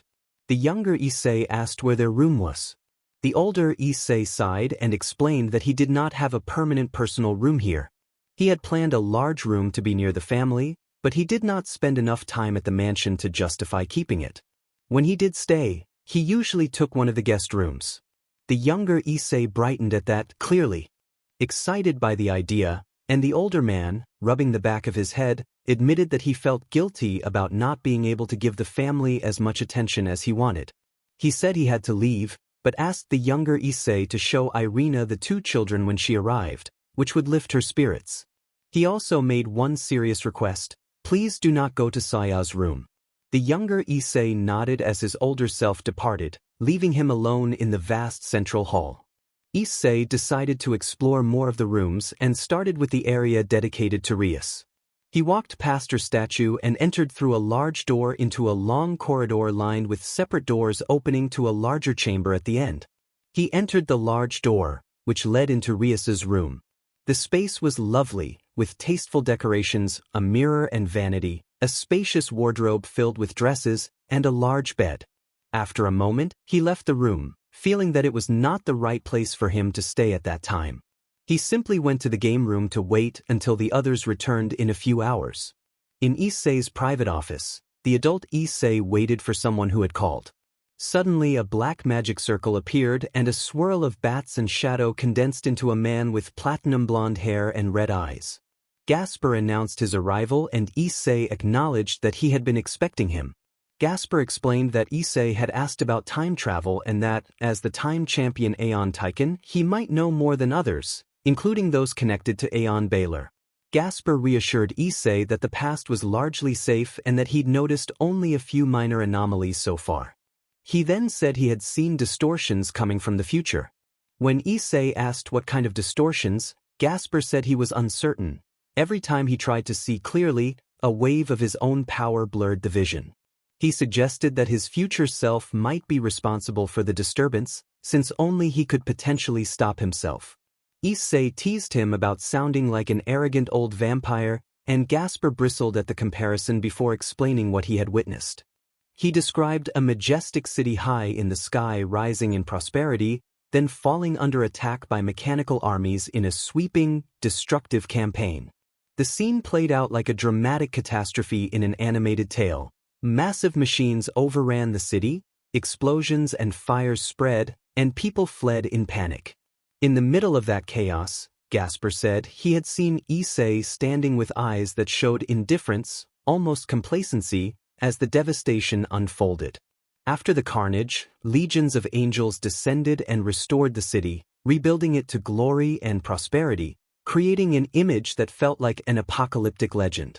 Issei asked what it all meant, and Gasper admitted he did not know but thought it might not be an immediate threat. It could be something else entirely. Issei then said he needed to speak with Gasper's wife, and Gasper agreed. They traveled to Gasper's home in the vampire city in Europe. At the door, a young woman with platinum hair and red eyes greeted them. Anastasia approached, and they exchanged a brief familial greeting. Issei complimented that she had grown and looked beautiful, and Anastasia responded shyly. Gasper, maintaining a serious demeanor, reminded Issei that his daughter was off-limits. Issei smiled and eased the tension. They went upstairs. In a sunlit room, Valerie sat in a rocking chair by the window caring for her infant. Gasper announced he was home, and Issei introduced himself warmly. Valerie remarked on the child's beauty and innocence, then expressed disdain at the idea of raising the dead again when Issei asked for a favor. Issei explained the situation. Someone had been bringing back ancient foes that had been thought exterminated. Valerie scoffed at the idea and named Liline as an example of past mistakes, saying whoever was doing this must be foolish. Issei reported that DxD had discovered the enemy called the Stellar Faction. Gasper mocked the name, and Issei continued, describing the faction as a group opposed to the Church and the Angels, believing the Angels had failed and should be removed along with their followers. Valerie compared them to past threats and called them fools. Gasper demanded to know why they had not been dealt with yet.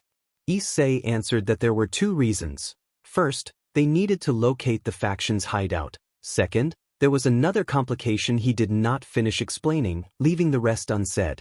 Saya seemed to be with them. Gasper shouted that it was a joke. A thud followed as Valerie stood and struck the god in his demon form on the head. Valerie warned him to be quiet or he would wake the child. The speaker apologized and then asked Issei what was happening with his daughter, saying she was heading toward ruin without realizing it. Issei acknowledged that the situation was unpleasant. The speaker demanded that Issei act soon or someone else would. Issei said he understood. Valerie asked who was running the operation. Someone answered that a woman called Pleiades was behind it. Gasper compared the name to the daughters of Atlas and Pleione and asked, half-jokingly, that Hades not be involved this time. Another explained that Hades favored angels, but information from the speaker's younger self suggested a connection to the evil dragons. They agreed they had another serious problem. Valerie requested two favors. First, to discover who had been resurrected and to prevent more people from returning from death. Valerie introduced the Lady of Life, who said that all souls must bow before her and offered to help. She extended her hand and summoned 3 golden cups that shone with a sacred light. Valerie closed her eyes, listed the names of those who had returned so far: Rainier, Donashek, Miltet, and Kalawar among the fallen angels, the artificial human Fretzelzer, and the former heir of Astaroth, and added that Rainier's companions had already been killed again. Issei asked for all the information she could extract from their souls. Valerie began to cry tears of blood and let them fall into one of the cups. She handed that cup to Issei and asked him to drink. Issei drank and instantly gained the knowledge. He reported that the 3 were low-ranking pawns who had not known much. Issei then asked Valerie to summon their souls. Valeri complied, and 3 spectral figures of the fallen angels appeared, their faces marked by sorrow. Issei stood without hesitation, activated his boosted gear, and a resonant, infernal tone issued from it. In an instant, 3 streaks of crimson light struck the specters. The light surrounded them and, in a brilliant, cleansing display, dispersed their essences so there would be nothing left for resurrection. Issei explained that it was better to destroy their souls so they could not be brought back. Gasper added calmly that they would need to warn everyone that when fighting this faction they must ensure their opponents could not be resurrected. He then asked Valeri if she could stop further resurrections. Valeri admitted uncertainty about acting from a distance but promised to ensure any returns would be in the worst possible condition. Issei expressed deep gratitude. They discussed the state of the heavens. The enemy was threatening them and the angels were not at full strength after the bloody Christmas and the campaign of the evil dragons. It would take decades for the heavens to operate at full capacity. Valeri resolved to place a guard at the gates if the heavens were targeted. She also requested a third favor concerning someone recently killed. Valeri said she would see what she could do and noted that many people might need to be restored if the situation continued. The others agreed. After a few hours, the plane landed. Issei observed that the hangar was effectively part of the house. The plane had flown through a magic circle and been teleported into a concealed hangar. The children rushed out, excited to be home, followed by their mothers. Issei entered the house through another still-protected door and stood on a balcony watching the plane's doors open and the stairs unfold. He muttered that the place seemed to grow more chaotic. The children disembarked with their mothers close behind, while others retrieved luggage with magic. Zenobia and Irina joined Issei in the foyer and reacted similarly to the scene. Irina made a brief comment about the statues, and the group moved on. Zenobia smiled confidently at her statue and said she looked forward to seeing its presentation someday. Rias provided clothing for Issei and Irina. Issei had been wearing his tropical outfit and Irina her exorcist uniform. Rias also provided their Kuo uniforms as usual. Rias announced that until the situation was resolved, the 3 of them would attend school regularly. The new term would begin in the coming week, since the summer holidays were effectively over. Rias had already discussed this with Gensher. She explained that Saji was serving as the acting principal and why he had taken the position. In the Kuo Academy principal's office, Saji was playing chess against Sona. Sona's hair was slightly longer and she wore a smart business dress bearing the Citri symbol as a pin. Her outfit was a black suit with a light blue blouse and tasteful trim. She wore slimmer-framed glasses to look more professional. She had taken up leadership of House Citri. Sona moved her bishop and declared checkmate against Saji. Saji gripped the edge of the chessboard in mock frustration. Sona complimented his improvement before leaving, and as she exited she instructed Saji to reward their daughter for her excellent grades. Saji, looking disappointed, recorded the loss in a small book and noted a long losing streak. A knock sounded at his door, and his daughter Ion Citri entered. Ion, the current student council president and future head of House Citri, had hair the same color as her father but otherwise resembled her mother. Her hair was a bit disheveled and she wore a necklace shaped like a sea serpent. She wore the standard Kuo girl's uniform. Ion approached her father, who had his head down on the table. She told him to forget about defeating her mother. Saji struck the table and, with calm determination, said that Ion's mother was worth the effort and that he would not give up. Ion was actually Saji's illegitimate daughter. Sona and Saji had had her before they were married. Saji had been fortunate on a particular night, and Ion had been the result, but Sona had refused to marry him on principle. She had endured the humiliation of being accused of impropriety but had recovered her reputation and still loved her daughter. She was aware of Saji's feelings and had made a pragmatic agreement. Once a day he could challenge her to a game of chess, and if he won a single game she would consider marriage. She had only allowed the arrangement after Ion was born so she could think clearly. Saji asked his daughter to help with the situation at the Hyodo residence, explained what had been told to him, and she agreed to help. Saji had taken the position of director to be closer to Ion, who mostly lived with her mother. Despite that, Saji was always present, and they had a good relationship. Hyodo residence. Issei, Zenobia, and Irina were dressed in their uniforms, which made them feel at home again, though Zenobia had been wearing hers the whole time. Most of the group wore their uniforms since they attended Kuro, with the exceptions of Jira's, Eri, Shuri, and the youngest children. Issei introduced himself to everyone and, when he reached Jira's, felt a different stir because she was his eldest daughter. He admitted his surprise at seeing how grown she had become. Jira's smiled, gave him a warm hug, and asked him if he wanted to be called father. Shuri, feeling a little jealous, wrapped her arms around him from behind and said she wanted to call him father too. The younger children then swarmed the three of them, collapsing into laughter as they piled onto the floor. Irina was the one who embraced the children when she was introduced to Ai and Shaim, who adored her. She smiled broadly as she hugged them. Zenobia stayed with her twins, Saiken and Camilla. Camilla wore the skirt of the uniform while the twins had the standard attire. Zenobia was informed about Nero Angelo and her past involvement with the group. Her older self appeared and said she had retired from fighting. Zenobia, surprised, explained that she now had a job and was a mother who wanted to set an example for her children, and that giving up fighting had been a matter of priorities. Zenobia wondered if that was why she could not summon ex-Durandal. Her future self answered that ex-Durandal had been split. Durandal now belonged to Saiken, while she still had Excalibur and Avalon and could lend them if needed. Saiken summoned Durandal and proudly showed it to his mothers. Camilla did not appear jealous. She simply watched her twin lightly swing the sword. After a while, most of the children returned to their rooms. Saiken, Riesel, and Gerhild remained as they had been chosen to serve as personal escorts for the three adults. Saiken naturally accompanied Zenobia, Gerhild stayed with Irina, and Riesel went with Issei. Saiken and Zenobia went to a special area while Gerhild gave Irina a tour, leaving Issei and Riesel alone for a moment. Riesel bowed politely and expressed how pleased he was to act as Issei's guide during their stay. Issei, slightly embarrassed, scratched the back of his head and asked Riesel not to be so formal, telling him to call him Issei because being called father felt strange at the moment. Riesel smiled and agreed. A sweet aroma drifted through the hall as Ravel emerged from the kitchen carrying a tray with dishes and a stack of pancakes, with milk and juice ready. Riesel led the way to his room, and Issei followed, curious about the smell.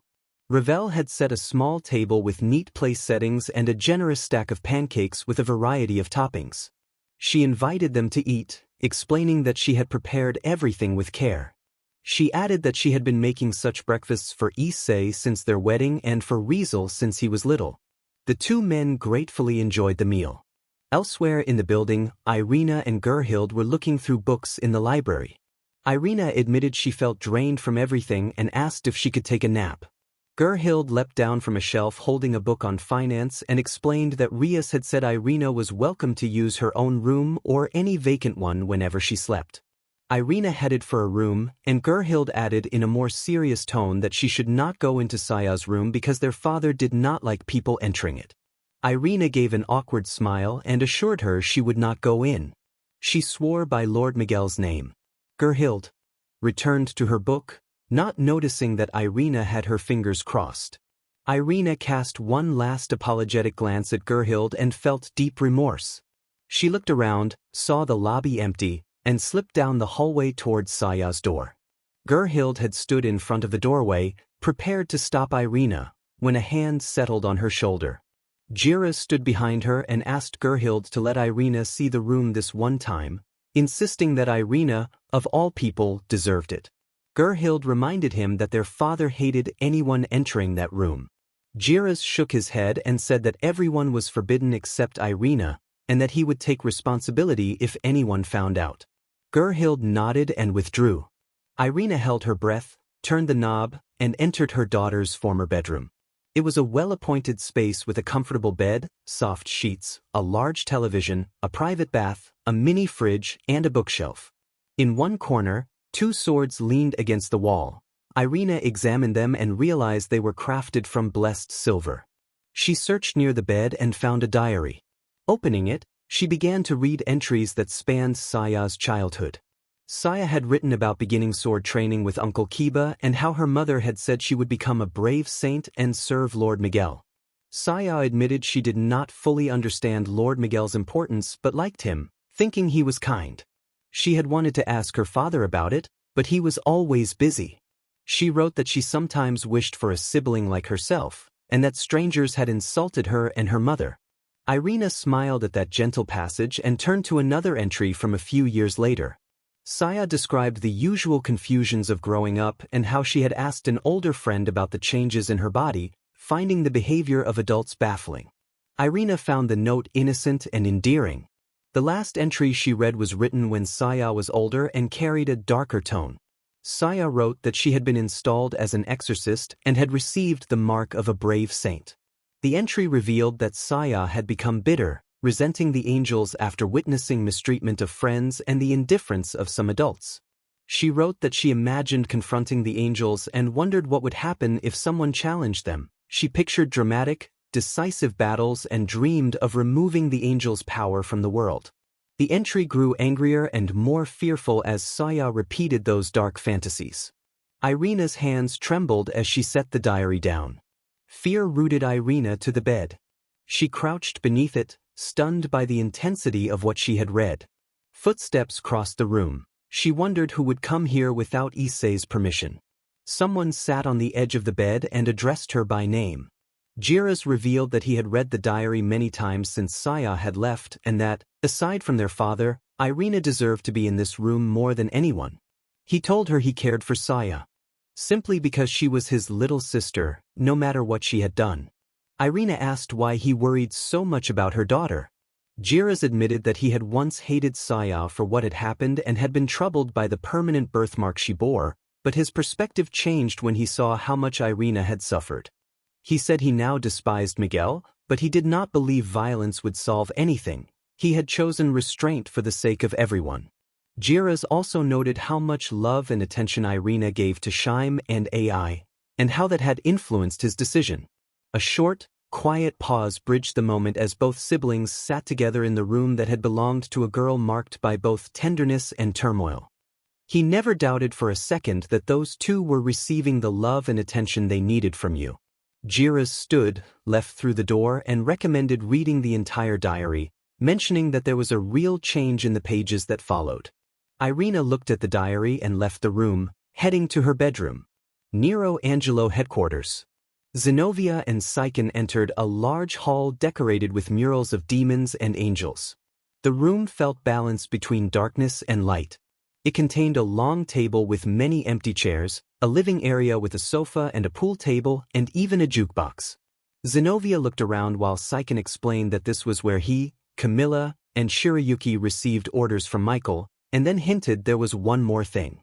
Saiken approached the table, where a faint white magic circle formed and a thin square outline appeared. A white cardboard box with a strong scent sat on the surface. Zenobia inspected the box and discovered a cartoon image of Asia on it. Saiken opened the box to reveal a pizza with assorted toppings, and he took a slice, explaining that Asia made this every time they had a meeting and that he had requested one as an appetizer before they left because she was so skilled.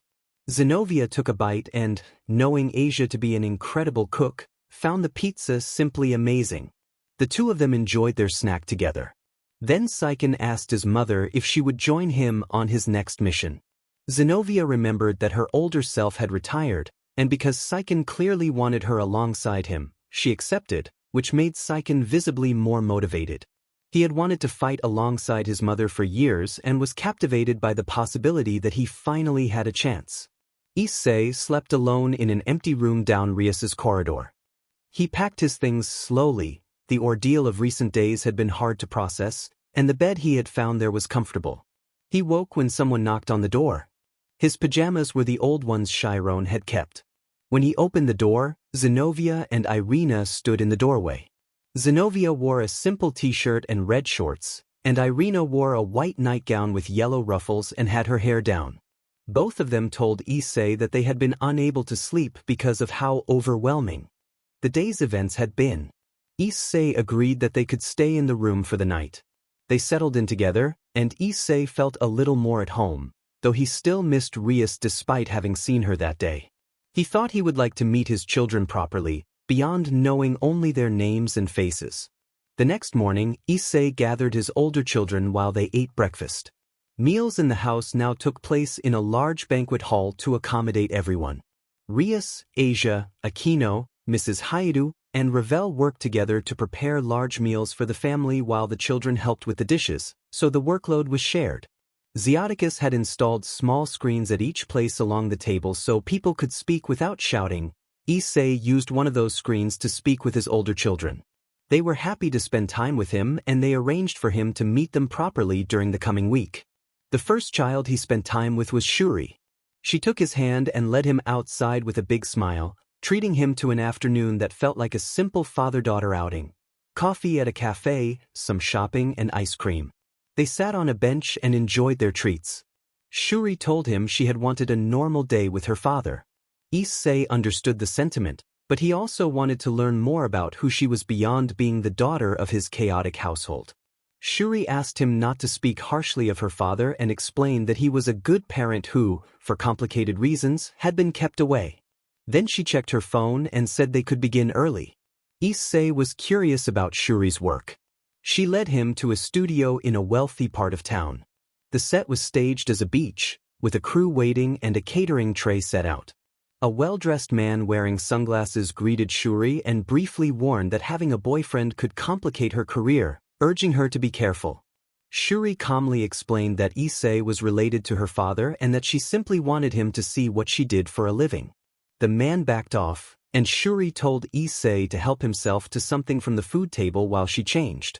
Issei noticed a few cameramen and felt a small knot of unease in his stomach, but he relaxed when two bodyguards appeared and stood outside the changing area. A cameraman then told Issei that a journalist had recently intruded on Shuri and that her father had intervened to stop the intrusion, which had caused a commotion. Issei thought his father would have reacted strongly in that situation.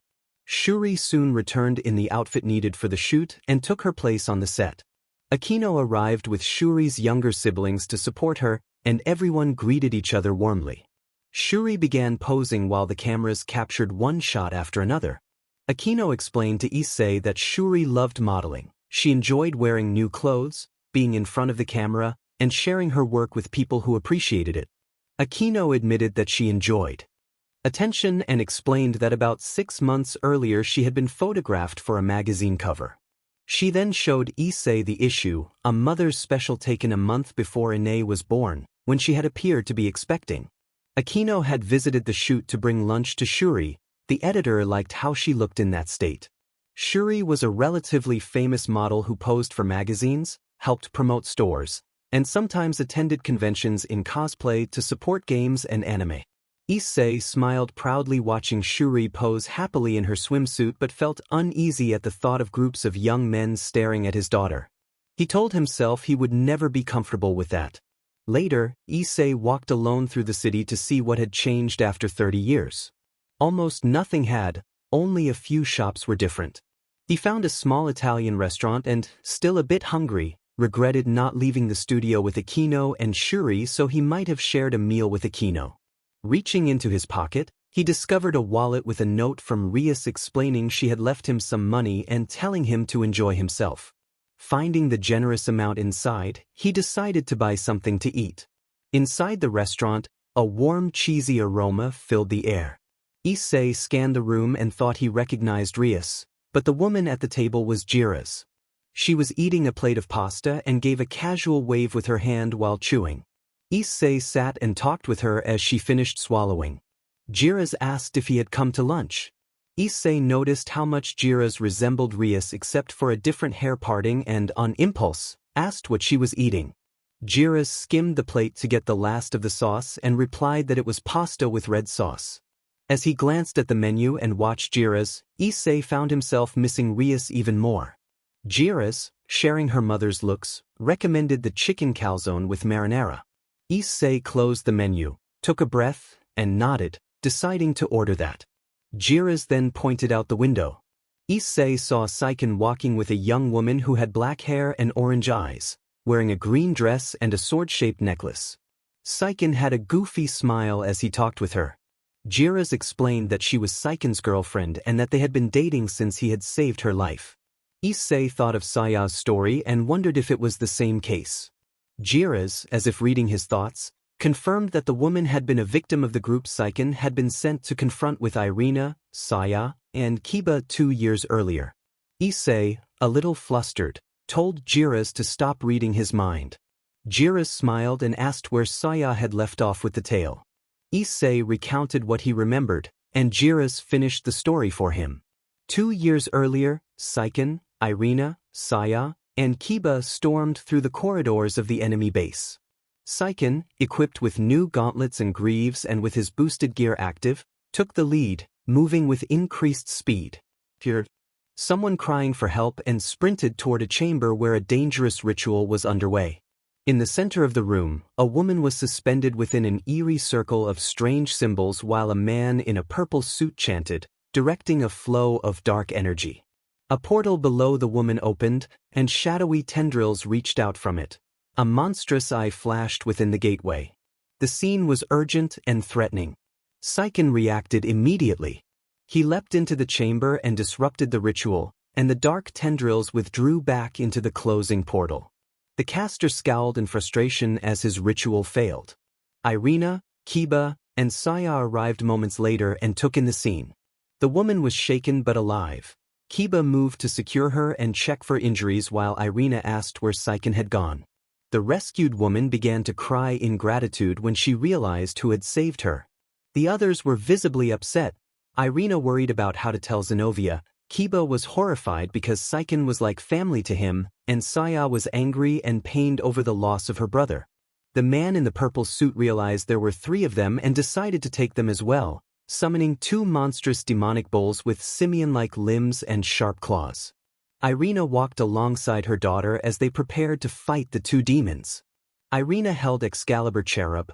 2 wing-like protrusions rose from the hilt and the blade was wrapped in white fire.